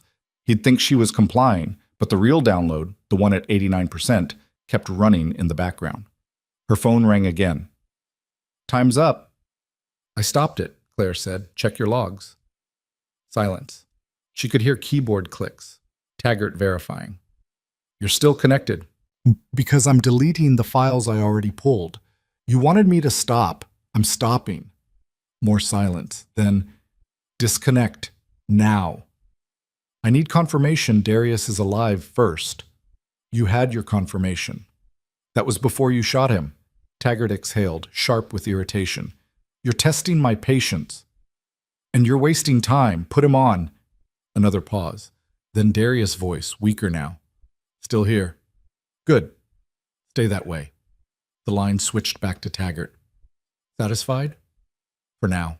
"Then disconnect." Claire closed the decoy window. Let the real download keep running. Hidden background process. 94%. Done. "Prove it." She took a screenshot of her empty download folder. Sent it. Taggart was quiet for a long moment. Then, "You're smarter than I gave you credit for." "Is Darius alive?" "For now. Whether he stays that way depends on you." "What do you want?" "You." "In exchange for him." Claire's jaw tightened. "Where?" "I'll send coordinates. Come alone, unarmed. If I see Hayes or anyone else, Darius dies. If you're late, he dies. If you try anything clever, he dies. Understood?" "Understood." "You have 2 hours." The line went dead. Claire stared at the phone. The download hit 98%. Hayes was shaking his head. "You're not actually going." "I am." "That's insane. He's going to kill you." "Maybe." "Claire, if I don't go, Darius dies." "If I do go, there's a chance I can stall long enough for these files to finish downloading and get sent to Cross." "A chance? You're betting your life on a chance." "I've done worse." 100%. Download complete. Claire opened the files, scanned them. Everything was there. Mission logs, financial transfers, communications between Taggart and foreign operatives, proof that he'd sold out Operation Sandstorm for $2 million. She copied everything to 3 separate drives, encrypted them, then sent one set to Cross via a timed upload, set to deploy in 90 minutes. If Claire didn't cancel it, the files would go public. Hayes watched her work. "What's the plan?" "I meet Taggart, keep him talking, buy time for the upload. And if he kills you before the timer runs out, then you make sure Cross gets the other 2 copies." She handed him a flash drive. "This is everything. If I don't walk out of there, you take this straight to the media. Every outlet you can find." Hayes took it, stared at it, then at her. "There has to be another way." "There isn't." He looked like he wanted to argue. Instead, he just nodded. "Where's the meet?" Claire checked her phone. New message, coordinates. She plugged them into the GPS. An industrial park. East side of the city. Abandoned for years. Perfect place for an execution. She started getting ready. Checked her weapons. All confiscated after the estate. Nothing left. Hayes opened the glove box. Pulled out a Glock. "Take it." He said unarmed. "And you believed him?" Claire hesitated. Then took the gun. Checked the magazine. Full. She tucked it into the small of her back, hidden under her jacket. Hayes pulled up outside a pharmacy. "Wait here." He came back 5 minutes later with a first aid kit and a bottle of water. Handed them both to her. "For Darius, when you get him out." "If I get him out." "When?" She almost smiled. "Thanks." He drove. Neither of them spoke. The city blurred past. Buildings, streetlights, people going about their lives completely unaware of what was happening in the shadows. They reached the industrial park 20 minutes later. Hayes stopped half a mile out. "This is as close as I can get without him seeing." Claire nodded, opened the door. Hayes grabbed her arm. "If you're not back in 2 hours, I'm coming in." "If I'm not back in 2 hours, I'm already dead. Don't waste your life trying to save mine. That's not your call." She pulled her arm free, got out, closed the door, and walked into the dark. The industrial park was a graveyard. Rusted machinery, broken windows, graffiti-covered walls, the kind of place the city forgot about decades ago. Claire moved carefully, stayed in the shadows, watched for movement. She found the building from the coordinates, an old fabrication plant. 3 stories. No lights. The front entrance was chained shut. She circled around, found a side door. Unlocked. Trap. She knew it. Walked in anyway. The interior was pitch black. She pulled out her phone, used the flashlight. The beam cut through dust and decay. Empty workstations, overturned chairs, abandoned tools. And then she heard it. Footsteps. Above her. She turned off the light, moved toward the stairs, took them slowly, testing each step before putting weight on it. 2nd floor. More empty rooms. She kept moving. 3rd floor, a single light at the end of the hallway. Dim, flickering. She approached. The door was open. Inside, Darius was tied to a chair. Blood soaked through the shoulder of his hospital gown. His head was down. Unconscious or dead, she couldn't tell. And standing behind him, gun to his head, was a man in tactical gear. Not Taggart. Claire stopped in the doorway. "Where is he?" "Close." The man's voice was flat, professional. "Drop your weapon." "I'm unarmed." "Liar." Claire slowly reached behind her back, pulled out the Glock, set it on the floor. "Kick it over." She did. The man picked it up, checked it, then tossed it into the corner. "Hands on your head." Claire complied. Another figure stepped out of the shadows. Taggart, still in his dress uniform, metals gleaming even in the dim light. He looked at her like she was a bug he was about to step on. "Captain Bennett, right on time." "Let him go." "Not yet." Taggart walked closer, stopped 5 feet away. "First, we're going to have a conversation." "About what?" "About why you couldn't just stay buried." He gestured to Darius. "You cost me a lot of money, you know. That unit, your unit. They were supposed to disappear, clean, simple, no witnesses, no complications. You sold us out. I made a deal. There's a difference. You killed 12 people. I killed liabilities." Taggart's expression didn't change. "The mission was compromised. Enemy forces knew we were coming. If I'd let your unit proceed, they would have walked into an ambush and died anyway. At least my way, I got paid." Claire's hands tightened into fists. "You set up the ambush." "I facilitated it. For $2 million and a guarantee that certain intelligence would remain classified." He smiled. "A fair trade. For you. For everyone. Those soldiers died serving their country. Their families got full honors, pensions, benefits. They became heroes." He leaned closer. "What did they lose? Their lives? They were going to die anyway. At least this way their deaths meant something." Claire wanted to lunge at him, wanted to rip that smile off his face, but the man behind Darius still had a gun to his head. Taggart saw her restraint and laughed. "You always were too sentimental. That's why you didn't make it past captain. You cared too much about your people. And you didn't care at all. I cared about results, about winning, about doing what needed to be done." He straightened. "And now you're going to help me finish this." "How?" "By disappearing. Again. Permanently this time." He pulled out his phone, showed her the screen. The upload timer, 83 minutes remaining. "You thought I wouldn't find it?" Taggart shook his head. "I've been monitoring your devices since you accessed my server. I know about the timed upload. I know about Cross. I know everything." Claire's stomach sank. "Here's what's going to happen," Taggart continued. "You're going to cancel that upload. You're going to hand over every copy of those files. And then you're going to walk out of here and vanish. New name, new life, far away from Silvergate City. And if I don't, then I kill Darius, then I kill Hayes, then I kill Cross. And then I spend the rest of my very comfortable life making sure every person you've ever cared about suffers." He stepped closer. "You exposed Wolf Point. You embarrassed me, but you didn't destroy me. I still have power. I still have reach. And I will use every bit of it to erase you and everyone connected to you." Claire met his eyes. "You're going to kill me anyway." "Probably, but this way you get to choose how many people die with you." She looked at Darius. He was awake now, barely. His eyes met hers. He shook his head. Slight, almost imperceptible. Don't do it. Claire turned back to Taggart. How do I know you'll keep your word? You don't. But you don't have a choice. She was quiet for a long moment, then pulled out her phone, opened the upload interface. The timer ticked down. 81 minutes.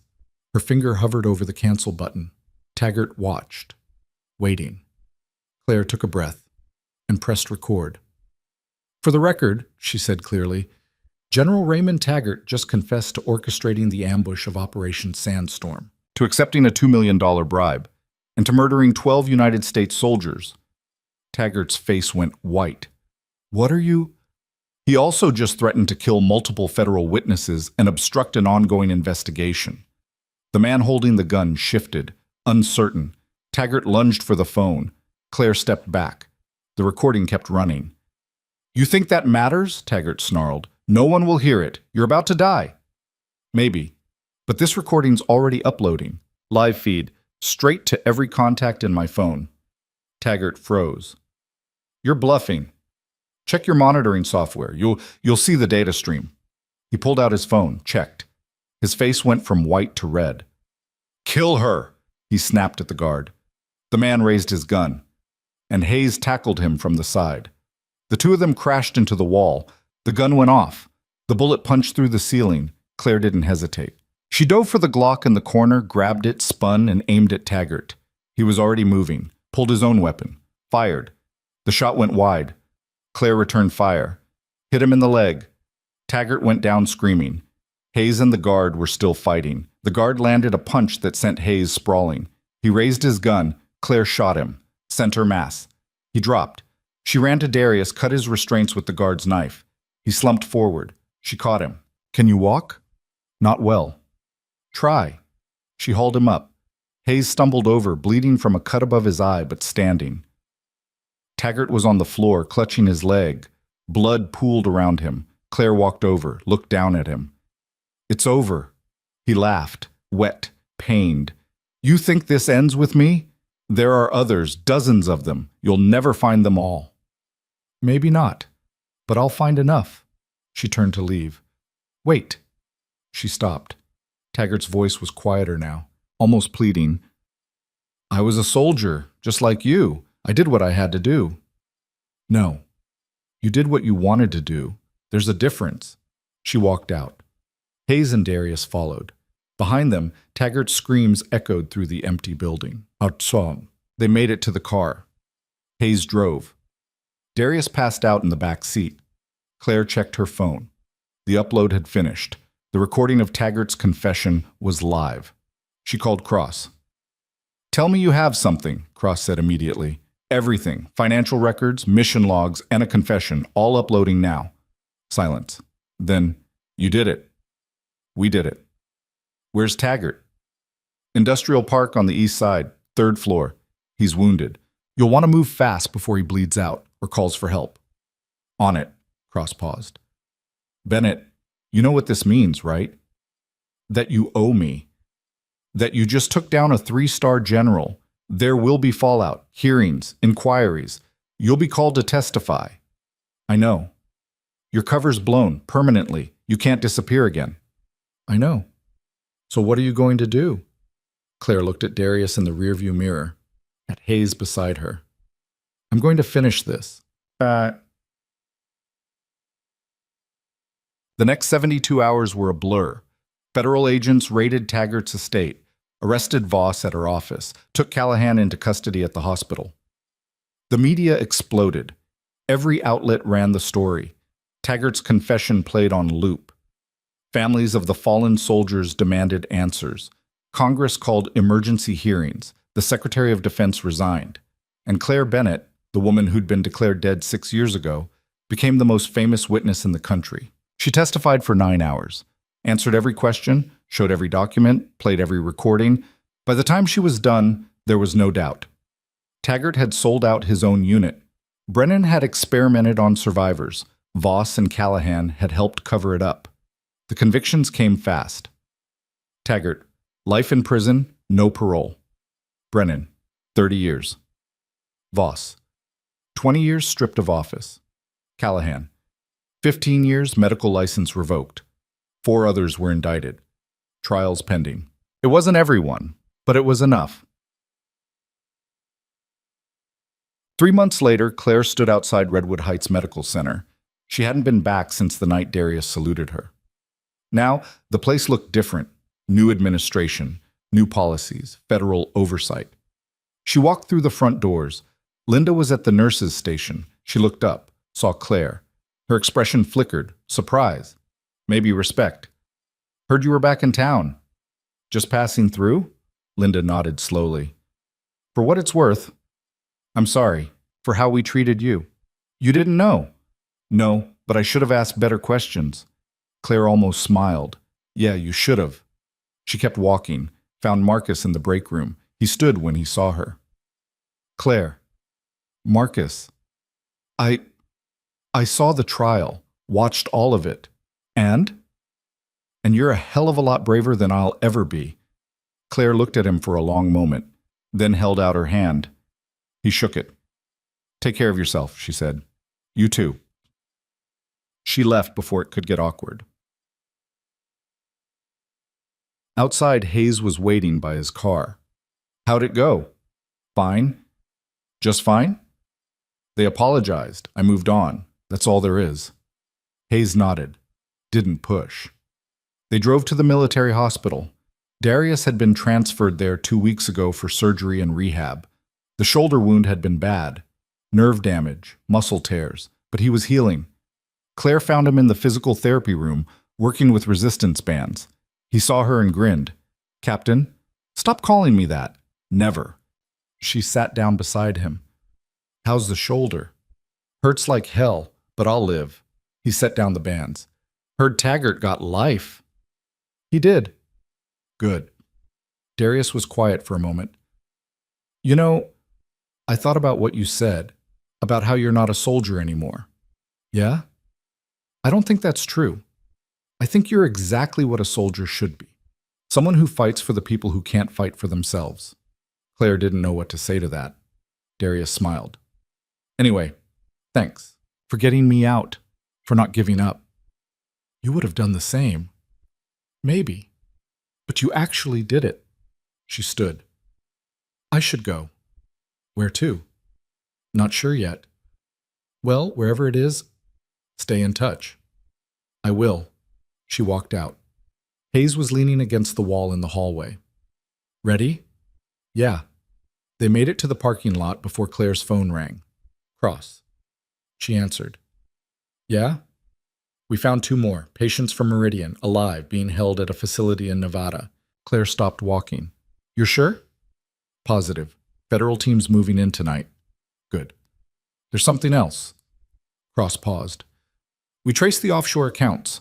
Found 12 more officials connected to the operation. Senators, contractors, DOD personnel. How many can you prove? With what you gave me? All of them. Claire exhaled. Then do it. I will. But I'm going to need you to testify again. When? Soon. Maybe next month. I'll be there. Claire, you know this doesn't end, right? We take down 12. There'll be 12 more behind them. It's an endless fight. I know. So why keep going? Claire thought about Darius, about Angela, about the soldiers who didn't make it out. Because someone has to. Cross was quiet for a moment. Then, for what it's worth, you did good. Thanks. The line went dead. Hayes looked at her. More testimony? Yeah. You okay with that? I don't have a choice. She got in the car. Let's go. They drove out of the city, took the highway north. No destination, just distance. After an hour, Hayes spoke. What are you going to do? After all this? Claire stared out the window, watched the landscape blur past. I don't know. Maybe go back to nursing, maybe something else. You could work with Cross. She'd hire you in a second. Maybe. Or you could just disappear again, start over somewhere new. Claire considered it. A new name, a new life. No past, no complications. It sounded tempting, but she'd spent 6 years running, 6 years hiding. She was done with that. No, she said finally. I'm staying. Hayes smiled. Good. They drove in silence for another hour. Then Claire's phone buzzed. Unknown number. She almost didn't answer, then changed her mind. Yeah? A man's voice. Unfamiliar. Claire Bennett? Who's asking? Someone who knows what you did and wants to make sure you never do it again. Her blood went cold. Who is this? Let's just say I'm a concerned citizen. General Taggart was a friend of mine, and friends don't forget. The line went dead. Claire stared at the phone. Hayes glanced over. What is it? Pull over. What? Pull over, now. He did. Claire got out, scanned the road, empty, no cars, no one around. But the message was clear. Taggart was in prison. Brennan was in prison.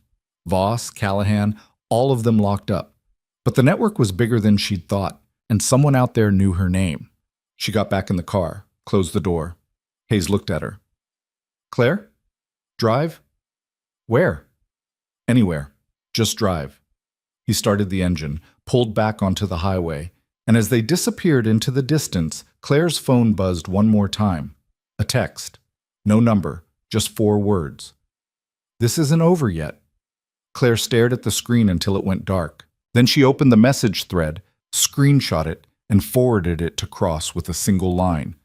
They're still out there. Hayes kept driving. His knuckles were white on the steering wheel. We should go to the police. And tell them what? Someone sent me a vague threat? They'll file a report and forget about it by morning. Then what? Claire didn't answer. She was already opening her laptop, running a trace on the message. The number was a burner, bought 3 days ago at a convenience store in North Silvergate. Paid in cash. No cameras. Dead end. But the message itself told her something. Whoever sent it wanted her scared, wanted her looking over her shoulder, which meant they didn't have a clean shot yet. She closed the laptop. Take me back to the city. Claire, they want me paranoid, isolated, running. She looked at him. I'm done running. Hayes exhaled, then nodded, turned the car around. They reached Silvergate just after midnight. Claire directed Hayes to a 24-hour diner on the south side, the kind of place with cameras inside and out, always crowded, nowhere to hide. She ordered coffee, didn't touch it, just sat in the booth facing the door and waited. Hayes sat across from her. What's the plan? Make myself visible, force their hand. That's not a plan. That's suicide. It's leverage. Right now they're in control. They know where I am, who I'm with, what I'm doing. But if I stop hiding, they lose that advantage. Or they just kill you in public. Maybe, but that's messy. Draws attention. They don't want that. Hayes didn't look convinced, but he didn't argue. Claire pulled out her phone and made a call. Cross answered on the second ring. It's 1 a.m. I need a favor. Of course you do. The message I sent you, I need you to leak it. Silence. Then, you want me to what? Leak it to the press. Make it public. Let everyone know someone's threatening me. That puts a target on your back. The target's already there. This way, if something happens to me, everyone knows why. Cross was quiet for a long moment. You're using yourself as bait. I'm using myself as insurance. This is reckless. This is the only move I have left. Claire paused. Can you do it or not? Cross sighed. Give me an hour. The line went dead. Hayes stared at her. You really think this will work? No idea. But sitting here waiting for them to make a move isn't working either. An hour and 12 minutes later, Claire's phone lit up with alerts. News outlets, social media. The screenshot of the threat, along with her statement, was everywhere. Witness in Taggart case receives death threat. Claire Bennett refuses to back down. The backlash was immediate. Outrage, demands for protection, calls for further investigation into who was behind the network. And somewhere in the noise, Claire knew, the person who'd sent that message was realizing they'd just made a mistake. By morning, federal agents had been assigned to her. 2 of them. Young, serious, armed. They followed her everywhere. Claire hated it, but she didn't argue. Hayes went home to sleep, promised to check in every few hours. Claire stayed at the diner until dawn, then moved to a hotel Cross had arranged. Secure floor, limited access, cameras on every entrance. She showered, changed into clean clothes, tried to sleep, couldn't. Her phone rang at 8:30. Unknown number. She almost didn't answer, then decided she'd rather know. Yeah? A woman's voice. Older, calm. Miss Bennett, my name is Evelyn Marsh. I represent a consortium of private defense contractors. I'd like to meet with you. Why? Because you've caused significant disruption to certain business interests, and we'd like to offer you a solution. I'm not interested in solutions. Not even one that guarantees your safety and the safety of everyone you care about. Claire's jaw tightened. I'm listening. Good. There's a car waiting outside your hotel, black sedan. The driver will bring you to me. Come alone. Not a chance. Then people will continue to die, starting with Dr. Cole. Claire's blood went cold. Hayes has nothing to do with this. He helped you expose Wolf Point. He testified. He's complicit. Marsh's tone didn't change. You have 30 minutes. The line went dead. Claire stood there, phone in hand, mind racing. She called Hayes. No answer. Tried again. Voicemail. She didn't panic. Instead, she called Cross. They just threatened Hayes, Claire said the moment Cross picked up. Woman named Evelyn Marsh. Says she represents defense contractors. Wants to meet. Don't go. I have to. Claire, just listen. I'm going to take the meeting, but I need you to track my phone.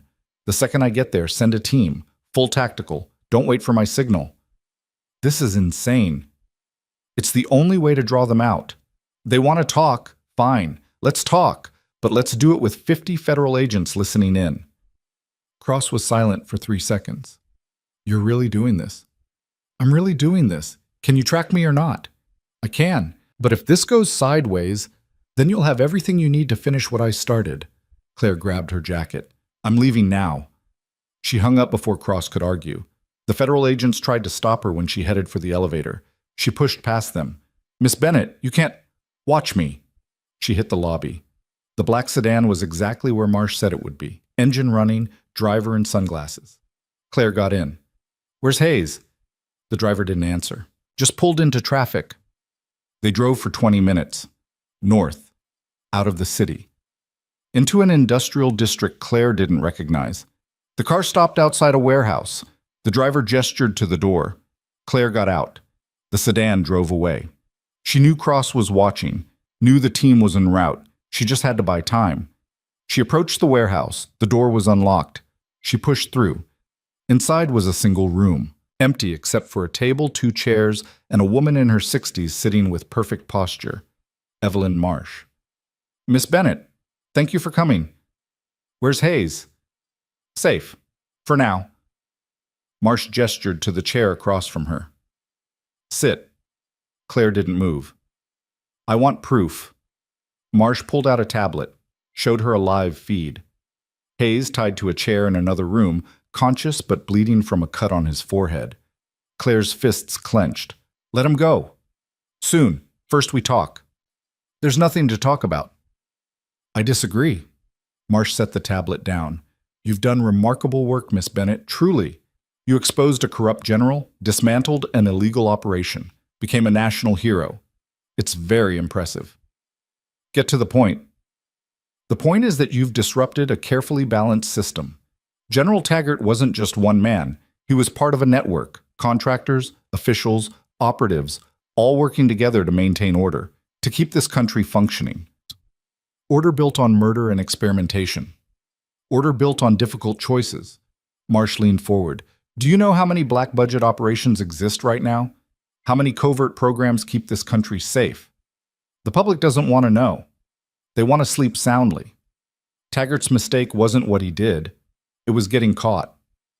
So you're here to clean up his mess. I'm here to offer you a choice. Marsh folded her hands. Walk away. Stop testifying. Stop investigating. Let the conviction stand, but don't dig any deeper. In exchange, you and everyone you care about lives. Hayes goes free. Darius recovers in peace. Angela gets the treatment she needs, and you get to disappear into whatever quiet life you choose. And if I say no, then we eliminate the variables, starting with Hayes, then Darius, then Cross, then you. Marsh's expression didn't change. We're not amateurs, Miss Bennett. We've been doing this for decades. You're one person. You can't win. Claire pulled out her phone, showed Marsh the screen, a live audio feed, broadcasting everything they'd just said, straight to Cross, and every major news outlet Claire could think of. Marsh's face went pale. What did you... The doors burst open. Federal agents poured in, dozens of them, weapons drawn, tactical gear, helmets, the works. Evelyn Marsh, you're under arrest for conspiracy, kidnapping, and obstruction of justice. Marsh stood slowly, hands raised, but her eyes stayed locked on Claire. You just signed your own death warrant. Maybe, but I'm taking you with me. They cuffed her, let her out. Claire didn't watch. She ran to the back room, found Hayes, cut his restraints with a knife one of the agents handed her. You okay? He nodded, wincing. How did you... I called Cross the second Marsh contacted me. Had her track my phone and send a team. Claire helped him stand. You really thought I'd walk into a trap without backup? Hayes almost laughed. Should have known better. One of the agents approached. Miss Bennett, we need you to come with us. Statement? Paperwork? Give me 5 minutes. The agent nodded and stepped away. Claire looked at Hayes. You good to walk? Yeah, head hurts like hell, but I'll live. He paused. That was reckless. That was necessary. Still reckless. Yeah, it was. They walked out together. The parking lot was swarming with federal vehicles, agents, cameras, news crews who'd somehow already arrived. Cross was standing by one of the SUVs. She saw Claire and shook her head. You're going to give me a heart attack one of these days. Not today. Not today, Cross agreed. She pulled out her phone. I've got teams moving on 6 other locations right now. Marsh wasn't working alone. We're rounding up everyone connected to her consortium. How many? At least 20, maybe more. Claire felt something loosen in her chest. Not relief, not yet, but close. What about Hayes? He needs medical attention, but he'll be fine. Cross looked at him. You did good, Doctor. Hayes managed a weak smile. Thanks. Think I'm done with field work, though. Can't blame you. An agent called Cross over. She excused herself and walked away. Hayes looked at Claire. So, what now? Now we finished this. I thought we just did. We finished one part, but there are more. Claire pulled out her phone. Cross had sent her a preliminary list. Names, organizations, people connected to Marsh's network. Senators, generals, CEOs, all of them about to have a very bad week. Hayes read over her shoulder, whistled low. That's a lot of arrests. That's a start. The arrests came over the next 72 hours. Fast, public, devastating. Evelyn Marsh, 3 senators, 5 defense contractors, 2 DOD officials, a retired admiral, 4 lobbyists, all connected to the network, all implicated by the recordings Claire had made and the financial records Cross had pulled. The media went insane. Cable news ran non-stop coverage. Congressional hearings were called. The president ordered a full review of all black budget operations and promised accountability. And Claire Bennett, the woman they'd tried to erase, became the face of that accountability. She testified again. In front of Congress, in front of oversight committees, in front of military review boards. Each time, the questions got harder, the scrutiny deeper. But she never wavered, because every time she sat in that chair, she thought about the 12 soldiers who didn't make it home, about Darius and Angela and all the others who'd been used and discarded like equipment. This wasn't about her anymore. It was about making sure it never happened again. 6 months after Marsh's arrest, Claire stood in a congressional hearing room. The gallery was packed, cameras everywhere. A senator leaned forward. Miss Bennett, you've been instrumental in exposing widespread corruption, but some have criticized your methods. They say you took unnecessary risks, put lives in danger. What do you say to that? Claire looked directly at him. I say that sometimes the only way to fight corruption is to drag it into the light, even if it's dangerous, even if it's messy, because the alternative is letting it continue unchecked. And the people who died during your investigation? The people who died were killed by the same network I exposed. Not by me. Her voice hardened. If you want to blame someone, blame the officials who built that network. Blame the contractors who profited from it. Blame the system that let it exist for decades. Don't blame the person who finally had the guts to stop it. The gallery erupted in applause. The senator sat back, silent. Another senator spoke up. Miss Bennett, we're prepared to offer you a position. Oversight, consulting. Whatever title you prefer. We need people like you working within the system. With all due respect, Senator, I don't work well within systems. I work better outside them. Then what will you do?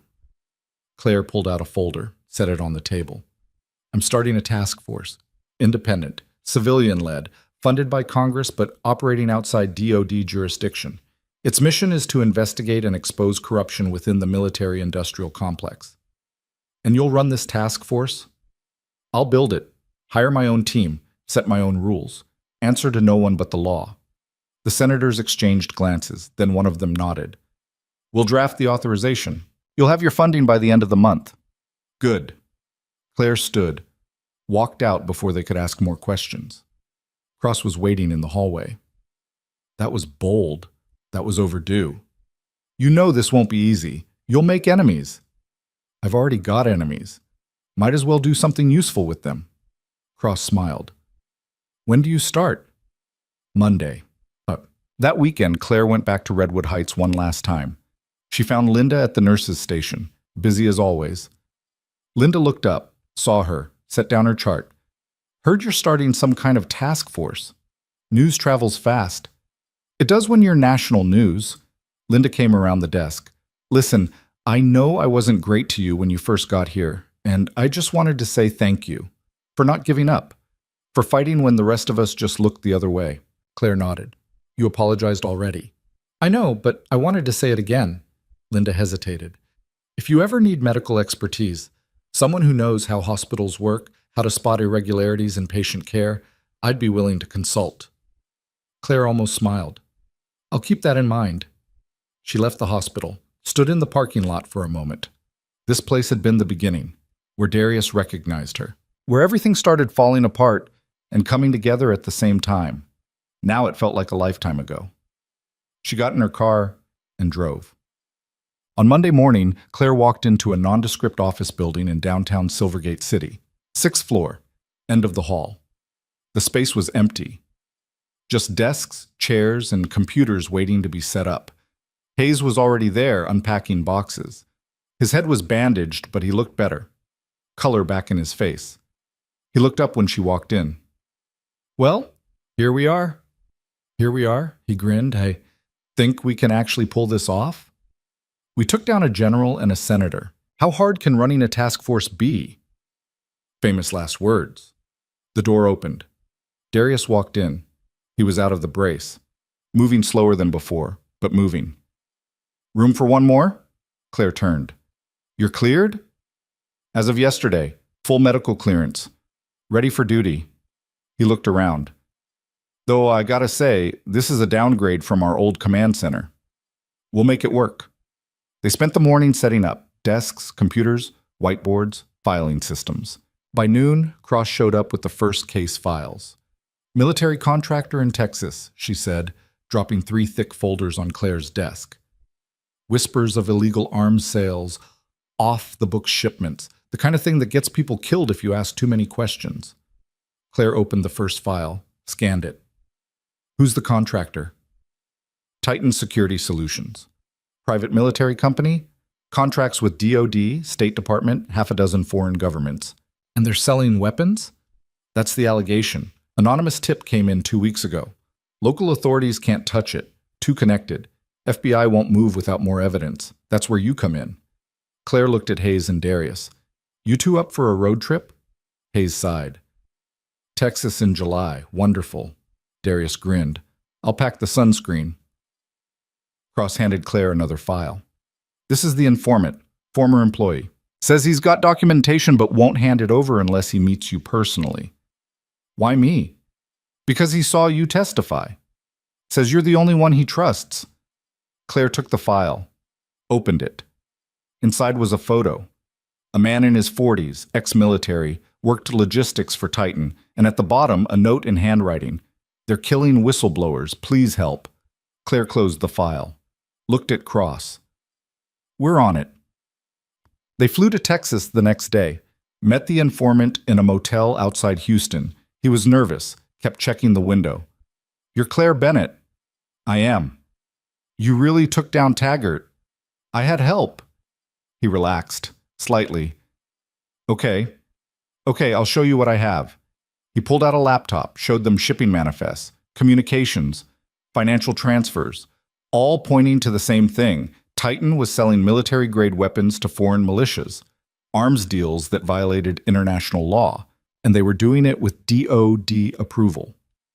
Claire felt her stomach turn. Who signed off on this? The informant pulled up an email, showed her the signature. Assistant Secretary of Defense. Hayes swore under his breath. This goes all the way to the Pentagon. It always does, Claire said quietly. She copied the files, encrypted them, sent them to Cross with instructions to move immediately. The informant looked terrified. What happens to me now? You disappear. New identity. New life. Witness protection. Claire met his eyes. But first you testify. You tell Congress exactly what you told us. They'll kill me.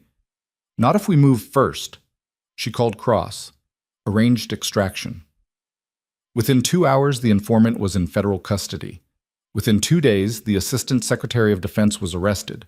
Within 2 weeks, Titan Security Solutions was under federal investigation.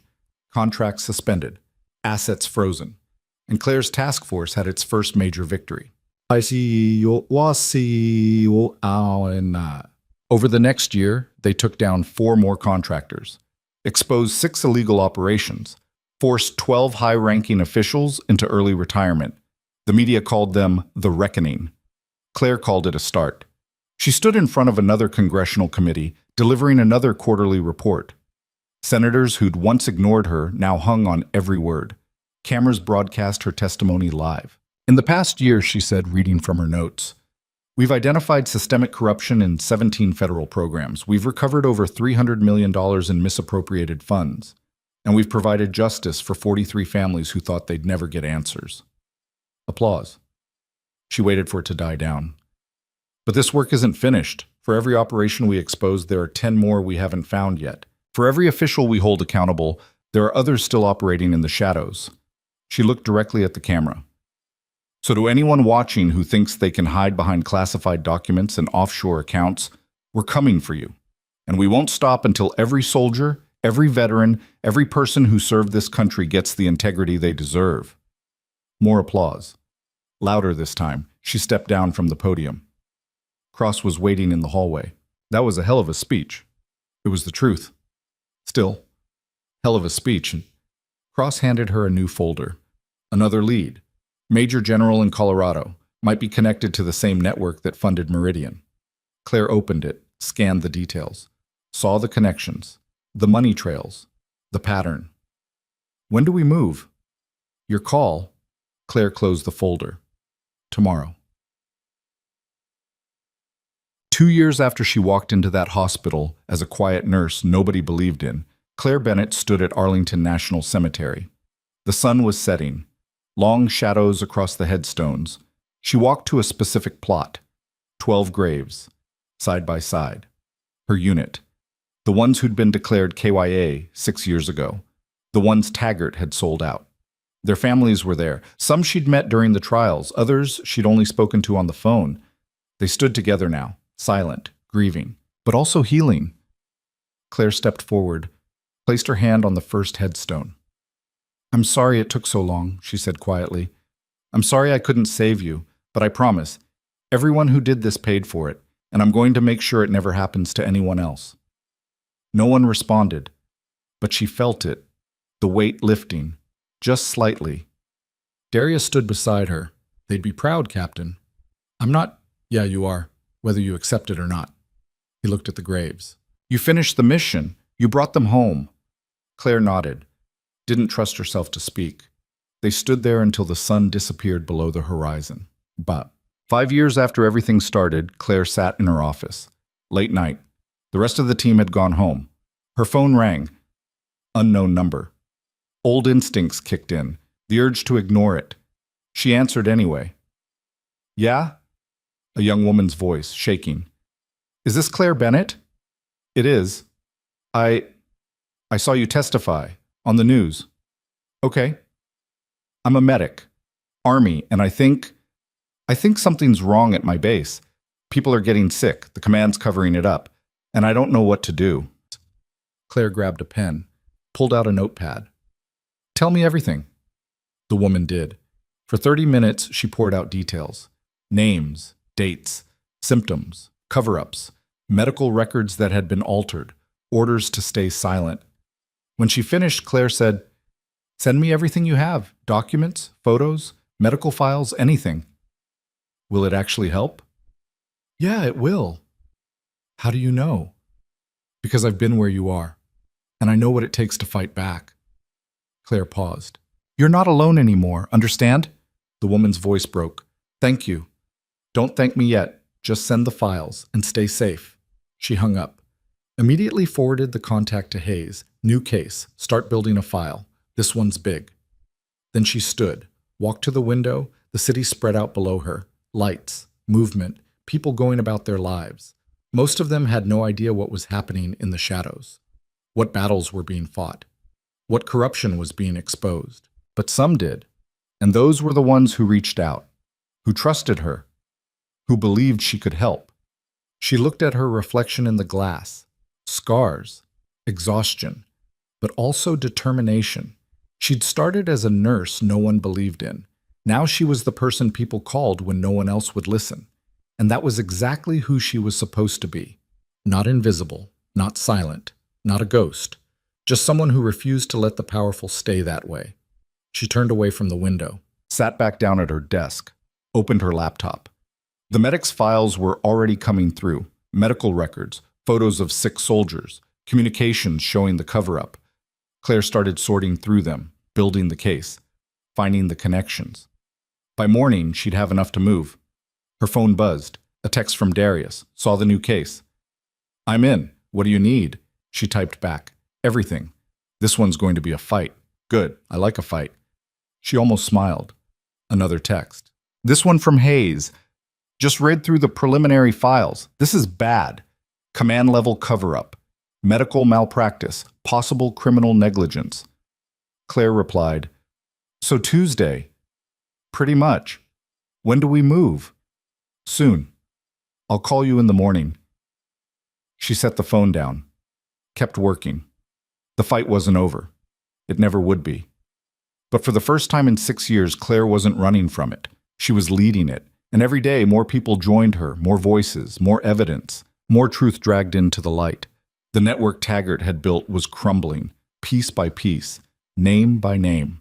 And Claire wasn't stopping until every last piece was gone. She worked through the night, built the case, prepared the evidence. By dawn, she had everything she needed. She called Cross. I've got another one, Cross sighed. Of course you do. What is it this time? Medical negligence, cover-up at a military base, soldiers getting sick, command refusing to investigate. How bad? Bad enough that people are dying. Send me what you have. I'll get a team moving. Already sent it, Cross laughed. You don't sleep, do you? Not when there's work to do. You're going to burn out. Maybe, but not today.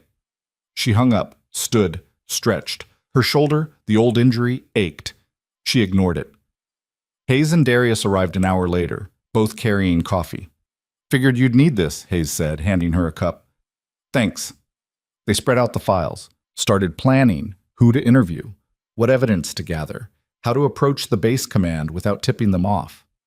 It was the same process they'd done dozens of times before, but it never got old, because every case was another person saved, another family that got answers, another corrupt official held accountable, and that was enough.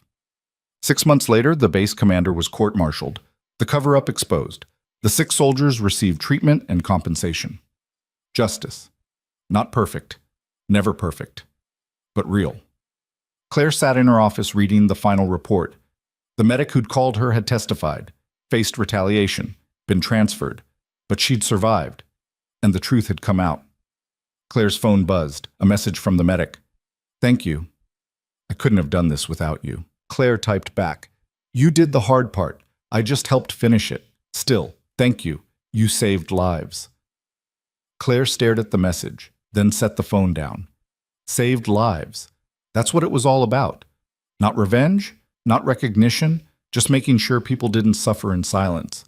She stood, walked to the window one more time. The city was waking up, morning light cutting through the buildings. Somewhere out there, another whistleblower was gathering courage. Another family was demanding answers. Another person was refusing to stay silent. And when they reached out, Claire would be there. Because that's what she did now. That's who she was. Not a ghost, not a soldier, just someone who fought for the people who couldn't fight for themselves. And as long as there were battles to fight, she'd keep fighting them. She turned away from the window, grabbed her jacket. Hayes looked up. "Where you going?" "New lead in Arizona, contractor fraud. Wants to meet today." "Need backup?" "Always." Darius stood. "Road trip?" "Road trip." They walked out together. The elevator descended, doors opened to the lobby, and Claire Bennett, the woman they'd tried to erase, the nurse they'd dismissed, the ghost who refused to stay buried, stepped into the sunlight, ready for whatever came next. Because the fight wasn't over. It never would be. But she wasn't afraid anymore. She was ready, and that made all the difference.